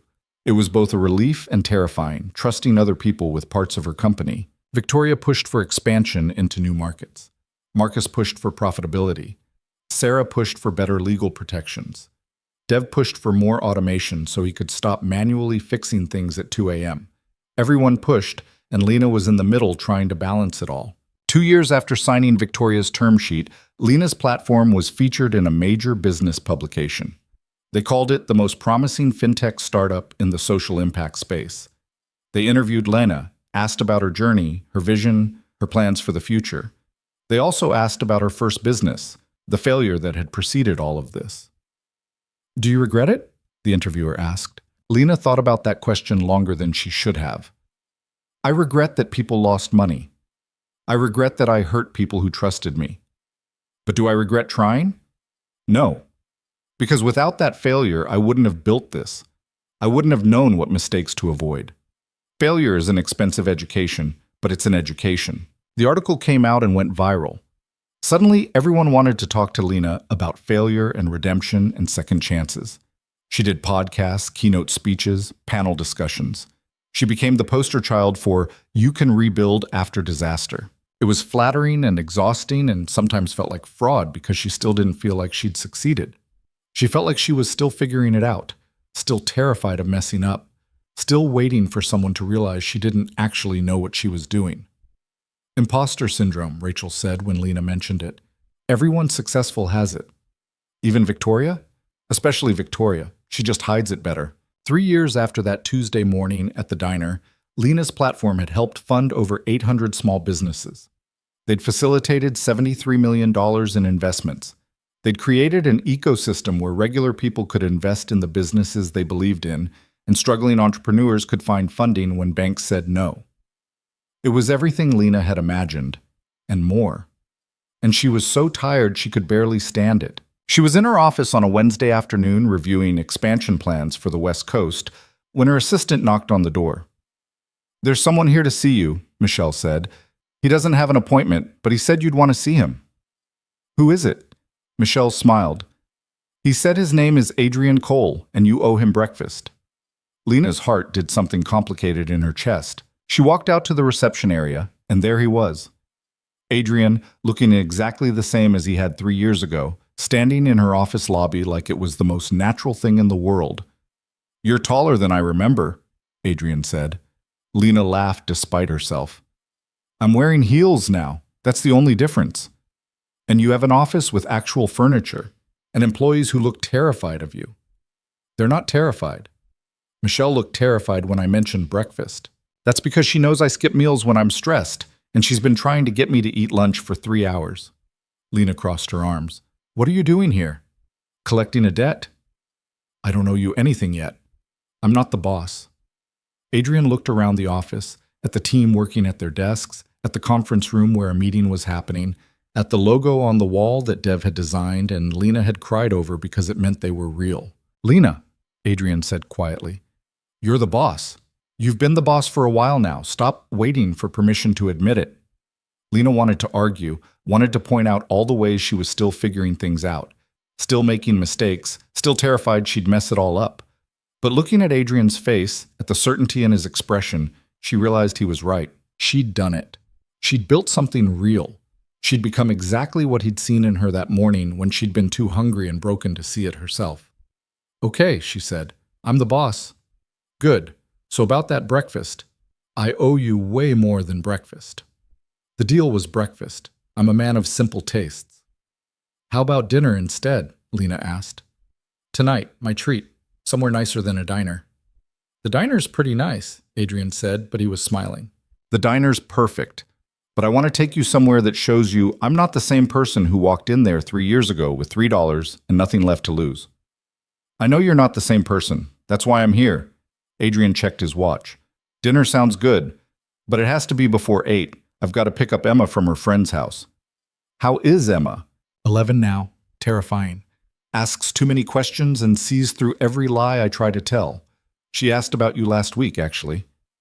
"What did you tell her?" "That you were doing exactly what I thought you'd do, building something that mattered." They had dinner at a restaurant Lena had only read about in magazines, the kind of place where the menu didn't list prices and the waiters moved like dancers. Adrian ordered wine that probably cost more than Lena's first car, and they talked about everything except business. He told her about Emma's school play, about the house renovation that was taking twice as long as expected, about the struggle of being a single parent while running multiple companies. She told him about learning to delegate, about the lawsuit, about the constant fear that it would all collapse if she looked away for too long. "You need to take a vacation," Adrian said. "I can't. Too much to do." That's what everyone says. Then they burn out or have a heart attack or wake up one day and realize they built an empire but forgot to have a life.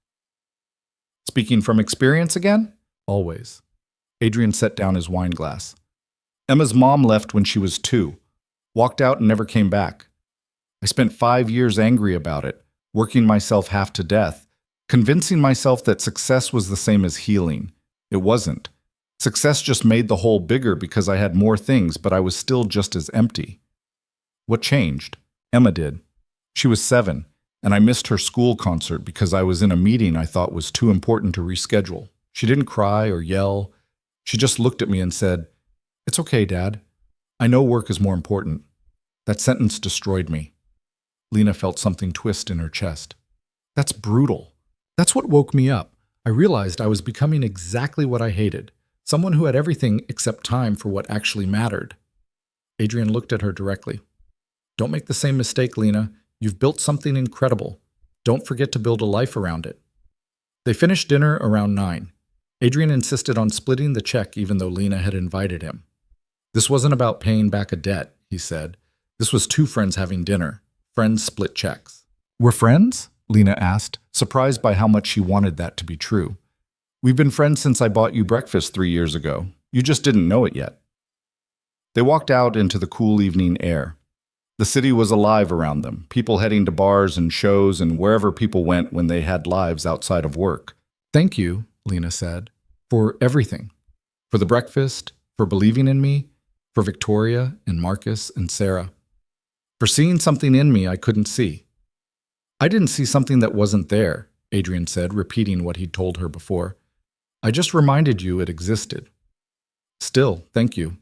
Adrian pulled her into a hug, quick and surprising. When he stepped back, his expression was serious.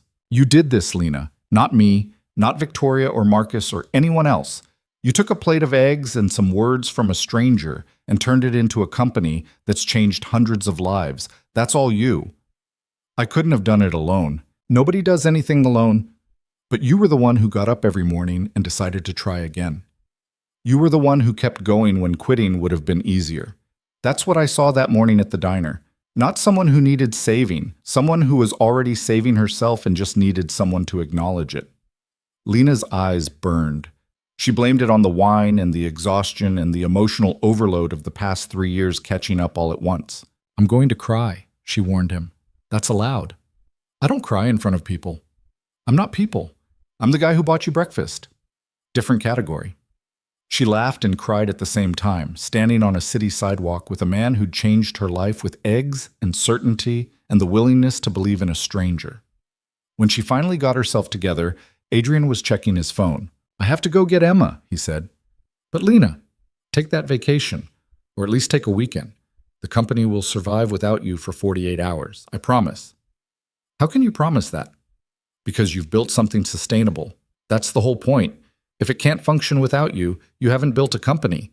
You've built a job that will eventually kill you." After Adrian left, Lena stood on the sidewalk for a long time, watching the city move around her, thinking about his words, thinking about how far she'd come and how tired she was and how scared she still felt despite everything. She pulled out her phone and called Dev. "I'm taking a week off," she said. "You're what?" "A week, starting Monday. You're in charge. Don't burn the place down." "Are you dying? Did the doctor tell you something?" "I'm fine. I'm just taking advice from someone who knows what he's talking about." "This is suspicious. You don't take time off."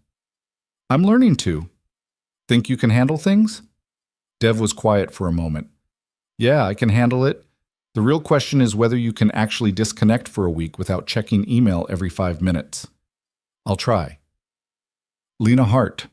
Trying to have work-life balance. The world really has changed. She hung up and started walking home. Her apartment was different now, a real place with real furniture and a kitchen she sometimes cooked in. She'd moved out of the studio above the dry cleaner 18 months ago, but sometimes she missed it. Missed the simplicity of having nothing, of knowing exactly what she was fighting for. Now she had more than she'd ever imagined, and somehow it felt both heavier and less substantial than she'd expected. But maybe that was normal. Maybe success was supposed to feel complicated. Maybe Adrian was right, and she needed to figure out how to enjoy what she'd built instead of just constantly fighting to keep it. She spent that week off the grid. No email, no Slack, no emergency calls. She went to museums she'd been meaning to visit, read books that had nothing to do with business, slept until 9 a.m. without feeling guilty about it. It was the hardest week she'd had in years. But when she came back to the office, she felt different, lighter, maybe, or at least less like she was drowning. "You look weird," Dev said when she walked in. "Gee, thanks."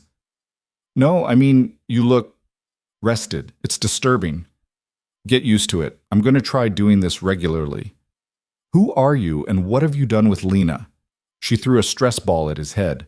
He caught it and grinned. The company kept growing. They expanded to the West Coast, then to the Midwest, then nationally. They hired more people, opened more offices, facilitated more funding. And Lena learned to let go, to trust her team, to take weekends off occasionally, to build a life that was more than just work and fear and the constant need to prove she wasn't the failure everyone had once thought she was. 4 years after that Tuesday morning, Lena's company was valued at $80 million. Victoria's original investment had grown 15 times over. Marcus's had grown even more. Sarah had taken equity instead of fees and was now wealthier than she'd ever expected. They'd helped fund over 2,000 businesses. They'd created an industry standard for ethical crowdfunding. They'd changed lives. Not just the businesses they funded, but the investors who got to be part of something meaningful. And Lena Hart, the woman who'd once sat in a diner with $3 and nothing left to lose, was finally, undeniably, the boss. 5 years after that cold Tuesday morning, Lena woke up in a hotel room that cost more per night than her first apartment had cost per month. The ceiling was unmarked, pristine white, nothing like the water-stained disaster she'd stared at for months while building her company from nothing. She lay there for a moment, disoriented by comfort, before remembering why she was here. Today was the day she was going back to the diner. The acquisition offer had come through 3 weeks ago. A major financial services company wanted to buy her platform for $130 million. The lawyers were still working through details, but the deal was essentially done. Lena would walk away with enough money that she'd never have to worry about anything again. Her team would be taken care of. The businesses using the platform would continue to get funded. Everyone would win. So why did she feel like she was losing something? "Because you built this thing with your own hands," Dev said when she'd mentioned it. "And now you're selling it to people who'll probably screw it up within 2 years. The contract has protections. They have to maintain the mission for at least 5 years. Contracts are just words on paper. You know that." She did know that. But she also knew she was exhausted. 5 years of fighting, of building, of carrying the weight of other people's dreams on her shoulders. It had worn her down in ways she was only now starting to acknowledge. The acquisition meant she could finally stop, could finally rest, could finally figure out who Lena Hart was when she wasn't constantly trying to prove she deserved a second chance. She got dressed in a suit that Sarah had insisted she buy for important meetings, even though Lena still felt like a kid playing dress-up whenever she wore it. The fabric was soft, expensive, nothing like the Goodwill jacket she'd worn that first morning. She looked at herself in the hotel mirror and barely recognized the woman staring back. Her phone buzzed. A text from Adrian.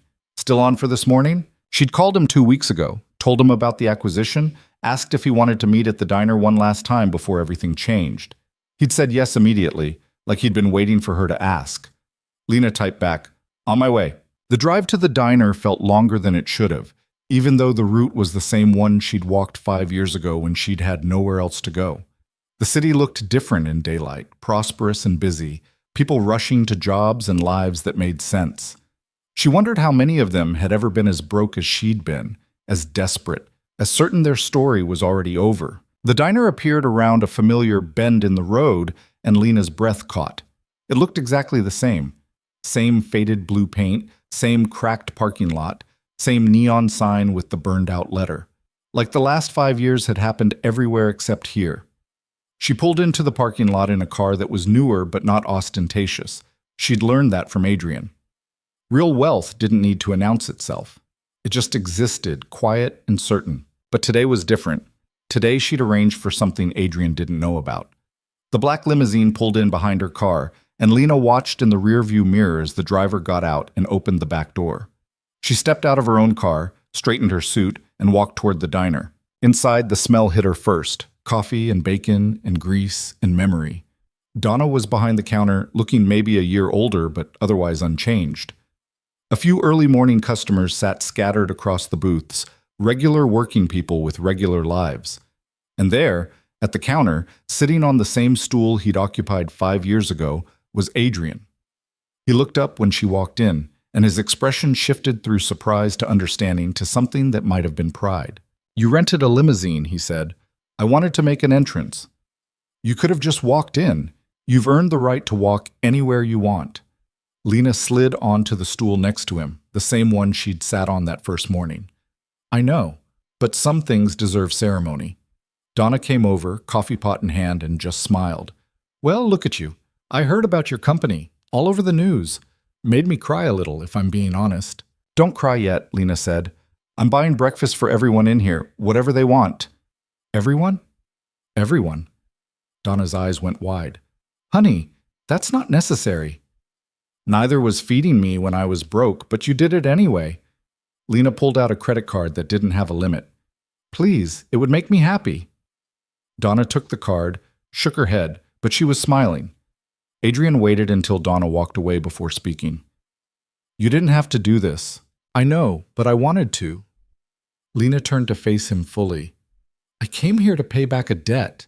The breakfast you bought me 5 years ago. I figured one breakfast wasn't enough, so I'm buying breakfast for everyone here. Plus this." She pulled an envelope from her bag and set it on the counter between them. Adrian looked at it but didn't touch it. "What is this?" "Open it." He did, carefully, like he already knew what it was. Inside was a check. Not for the cost of breakfast. That would have been insulting. The check was for $50,000, made out to the Adrian Cole Foundation, a charity Lena had researched months ago. It provided scholarships for kids from low-income families, the kind of kids who needed someone to believe in them. "Lena, that's not the debt," she said quickly. That's a thank you. For Emma, for other kids like her, for making the world better in ways most people never see." Adrian stared at the check for a long moment. When he looked up, his eyes were bright. "You didn't have to do this. You keep saying that. But you're wrong. I did have to do this, because 5 years ago, you gave me something more valuable than money. You gave me certainty. You looked at me when I was at my absolute lowest, and you spoke to me like my future was already decided, like success was inevitable if I just showed up for it. I just bought you breakfast. You saved my life." The words hung in the air between them, honest and raw and true. Adrian was quiet for a moment, then he said, "You saved your own life. I just reminded you that you could." "I know, but I needed that reminder. I needed someone to see me as something other than a failure. You did that, so thank you." Donna brought over 2 plates without being asked. Eggs and bacon over easy, just like that first morning. She set them down and squeezed Lena's shoulder before walking away. They ate in comfortable silence for a while. Lena savored every bite, remembering what it had felt like to be so hungry that food was the only thing that mattered. That version of herself felt both impossibly distant and uncomfortably close.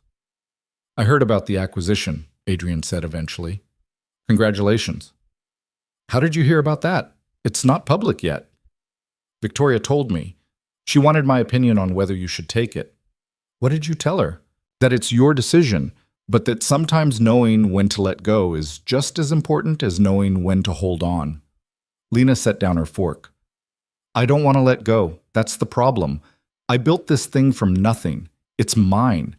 And now I'm selling it to people who will probably turn it into just another corporate profit machine. Will they? The contract has protections, but contracts can be renegotiated. Mission drift happens. I've seen it. So don't sell." "I'm so tired, Adrian. I'm 35 years old and I feel like I'm 60. I haven't slept properly in 5 years. I can't remember the last time I did something just because I wanted to, not because it was necessary for the business." Adrian nodded slowly. "I've been there. That's why I asked you here this morning. I wanted to tell you something I learned the hard way."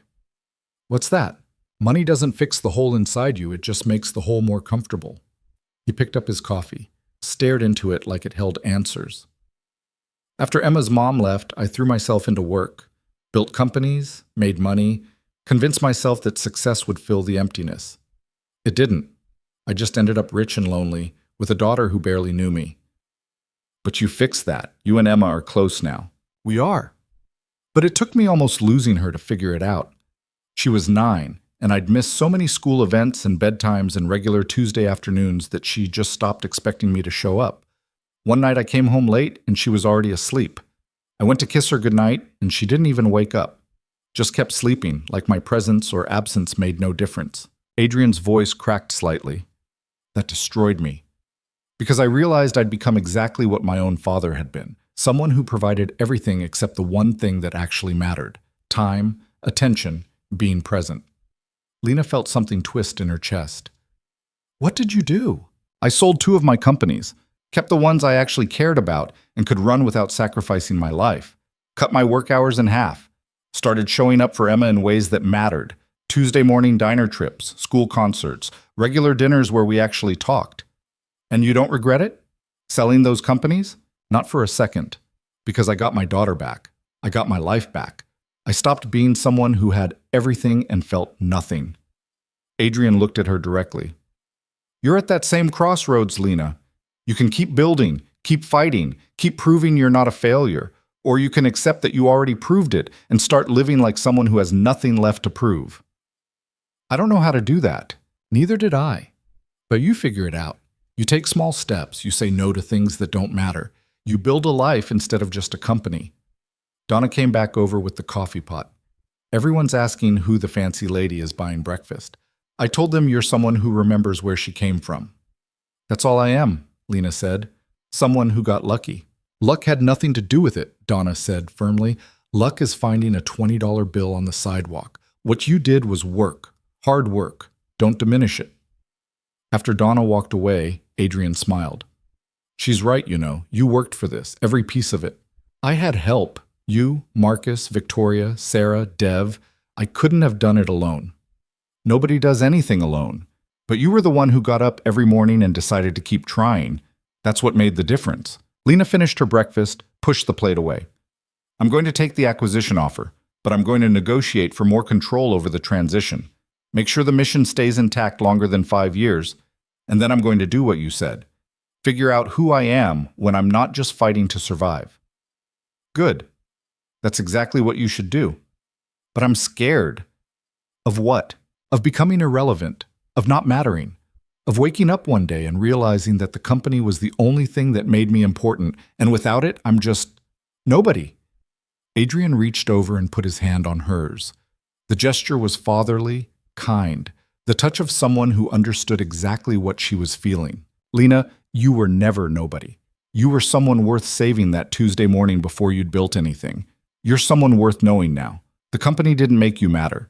You made the company matter because you built it with integrity and heart, and the determination to help people who remind you of yourself. Lena's eyes burned. She blinked hard, trying to keep herself together.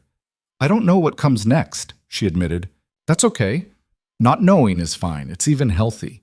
You've spent 5 years knowing exactly what you needed to do every single day. Maybe it's time to not know for a while. See what happens when you're not constantly fighting. They sat in silence for a moment, surrounded by the sounds of the diner, the clatter of dishes, the murmur of conversation, the hiss of the griddle. The same sounds that had been there 5 years ago when Lena's life had changed. I want to do something, Lena said suddenly, with some of the acquisition money. Something that matters. Like what? I don't know yet. Maybe a fund for people rebuilding after failure. Maybe scholarships. Maybe just buying breakfast for homeless people at diners across the city. She laughed a little. That sounds stupid. That sounds perfect, Adrian said.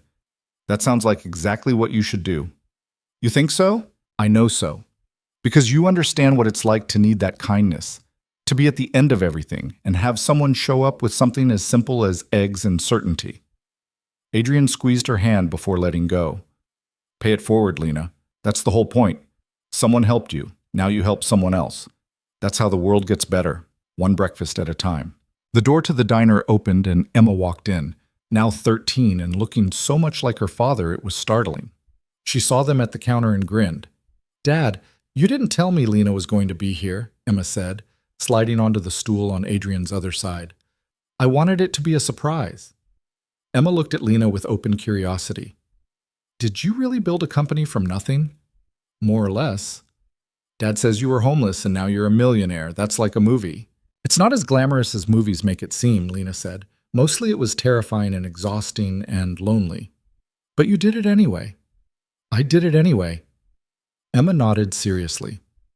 "I want to do something like that, build something, make a difference. Dad keeps trying to get me to think about college, but I want to start a business." Adrian groaned.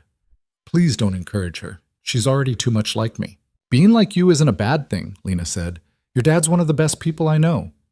"He bought you breakfast," Emma said, like she'd heard the story 100 times, "and told you to pay him back when you're the boss." "That's exactly what happened." "That's so cool. Like he could see the future or something." "Not the future," Adrian said. "Just potential. Anyone could have seen it if they'd been paying attention." "Not anyone," Lena said quietly. "Most people looked at me and saw someone who'd already failed. You looked at me and saw someone who was going to succeed. That's rare." Donna brought Emma a hot chocolate without being asked, and they sat together at the counter, 3 people whose lives had intersected at exactly the right moment in exactly the right way.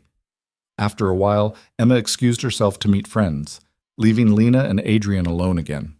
"She's amazing," Lena said. "She is, and terrifying. She wants to change the world, and she's convinced she can do it before she turns 18. Wonder where she gets that from." Adrian smiled. "She asked me last week why I still come to this diner every Tuesday. She said we have money now. We could go anywhere." "What did you tell her?" "That some places matter more than their menu. That this diner is where I remember who I was before money, before success, before any of it. It keeps me honest." "Is that why you bought it? To keep yourself honest?" "I bought it because the previous owner was going to sell it to a developer who'd tear it down and put up condos. I couldn't let that happen. Too many memories here." Adrian looked around the diner with obvious affection. "Plus, Donna threatened to haunt me if I let it close. She's worked here for 32 years. Where else would she go?" "You're a good man, Adrian Cole." "I'm a man who tries. That's different from being good." Lena stood up, smoothed her suit. "I should go. I have a meeting with the lawyers in 2 hours to finalize the acquisition details." "Before you do," Adrian said, standing as well, "I want to give you something." He pulled a small envelope from his jacket pocket and handed it to her. "What is this?" Lena asked. "Open it when you get home, not before." "Adrian, please, trust me on this." Lena tucked the envelope into her bag, hugged Adrian tight.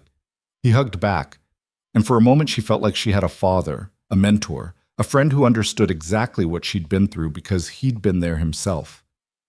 "Thank you," she whispered, "for everything, for seeing me, for believing in me, for giving me a second chance when I couldn't give it to myself." "You gave yourself the second chance," Adrian said. "I just bought breakfast. Don't forget that." Lena pulled back, wiped her eyes. "I won't, I promise." She walked out of the diner and got into her car, sat there for a moment looking at the building that had changed everything. Then she opened the envelope Adrian had given her. Inside was a single piece of paper, handwritten in Adrian's careful script. "Lena, 5 years ago, I told you to pay me back when you're the boss. You did that this morning, though not in the way either of us expected. The breakfast for everyone, the donation to the foundation, that was more than I ever asked for. But I'm going to ask for something else now, something more important. I want you to find someone like you were 5 years ago. Someone broken and desperate and convinced their story is over. I want you to buy them breakfast. Not because they deserve it or earned it, but just because they need it. And I want you to tell them the same thing I told you. Pay me back when you're the boss. Not because you're paying off a debt to me, but because that's how we save the world. One person at a time, one act of kindness at a time.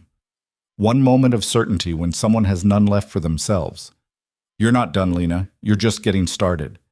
This acquisition is the end of one chapter, but the beginning of something else. Something better.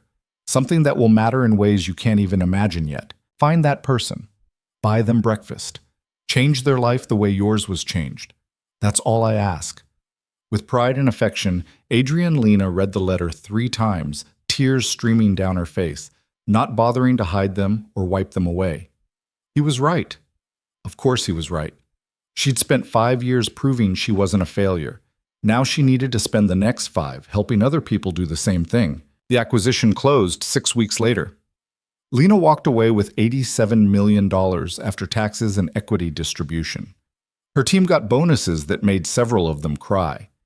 The mission protections she'd negotiated were stronger than the original contract, giving her confidence that the platform wouldn't immediately become something she didn't recognize. She could have retired, bought a house somewhere warm, spent the rest of her life doing nothing. Instead, she started a foundation. The Lena Hart Second Chance Fund, dedicated to helping people rebuild after failure. They provided small grants, business mentorship, and something more valuable than either, belief that failure wasn't final. The first grant went to a woman named Jasmine who'd lost her restaurant to bankruptcy and was living in her car. Lena met her at a shelter, bought her breakfast at a nearby diner, and said words that echoed across 5 years. "Pay me back when you're the boss." Jasmine stared at her like she was insane. "What?" "You heard me. Rebuild. Start again. And when you're successful, when you're running your own thing, then you can pay me back." "That's the craziest thing I've ever heard." "I know," Lena said, smiling. "Someone said it to me once. Changed my life. Now I'm saying it to you." The foundation grew quickly. Within a year, they'd helped 43 people restart their lives. Within 2 years, they'd helped over 200. Some failed again. That was inevitable. But some succeeded in ways that made Lena's heart hurt with pride. Patricia, the caterer who'd been one of the first businesses on Lena's platform, now ran a successful catering company that employed 12 people and specialized in hiring people with criminal records. The Thompson brothers had expanded to 3 barbershops. Sophie's coffee shop had become a small chain. Daniel's bookstore was a neighborhood institution. All of them remembered where they'd started. All of them helped others the way they'd been helped. That was the point, Lena realized. Success wasn't just about building wealth or companies or influence.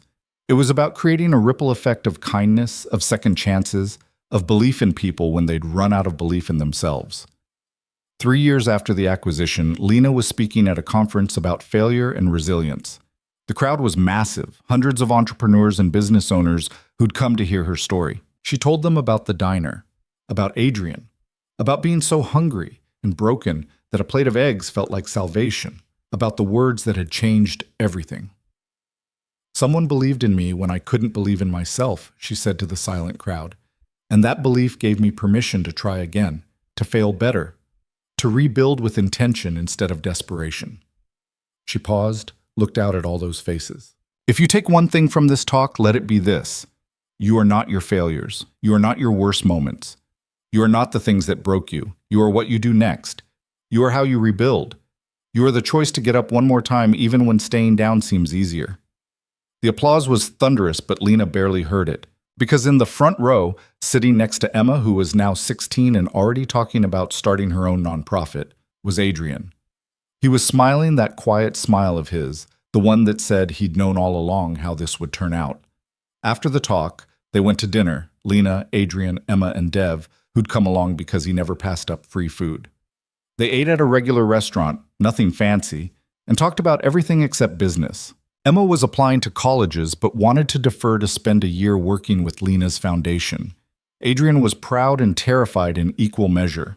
Dev had started dating someone and was convinced he was going to mess it up. Lena had been invited to give a TED Talk and was already planning to wear her comfortable shoes instead of the heels Sarah kept insisting on. They were just people living regular lives, except for the fact that 5 years ago, their lives had intersected in exactly the right way at exactly the right time. On the drive home, Lena's phone buzzed with an email. Another grant application, this one from a man who'd lost everything in a business collapse and was trying to rebuild. His story sounded familiar, the desperation, the shame, the certainty that he'd never recover. Lena read it twice, then forwarded it to her foundation team with a note. "Approve this. Schedule a meeting. I want to buy him breakfast." That's what she did now. Bought breakfast for broken people. Looked at them and saw not what they'd lost but what they could build. Gave them certainty when they had none left for themselves. It wasn't glamorous, it wasn't always successful, but it mattered. That was enough. 5 years after walking into a diner with $3 and nothing left to lose, Lena Hart understood something fundamental about success and failure and the strange journey between the two. Kindness wasn't just about being nice. It was about seeing potential in people who'd forgotten they had any. It was about giving someone permission to try again, to fail better, to rebuild with wisdom earned through pain. Adrian had given her that gift. And now she was giving it to others, one breakfast at a time, one certainty at a time, one second chance at a time. Because the world didn't change through grand gestures or massive movements. It changed through small acts of belief, through strangers who looked at broken people and saw someone worth saving. It changed through breakfast and certainty, and the willingness to invest in someone's future when all evidence suggested that future was already over. That Tuesday morning, 5 years ago, Adrian Cole had bought Lena Hart more than eggs and bacon. He'd bought her time, space to breathe, permission to try again. And she'd taken that gift and turned it into a company, a foundation, a life that mattered.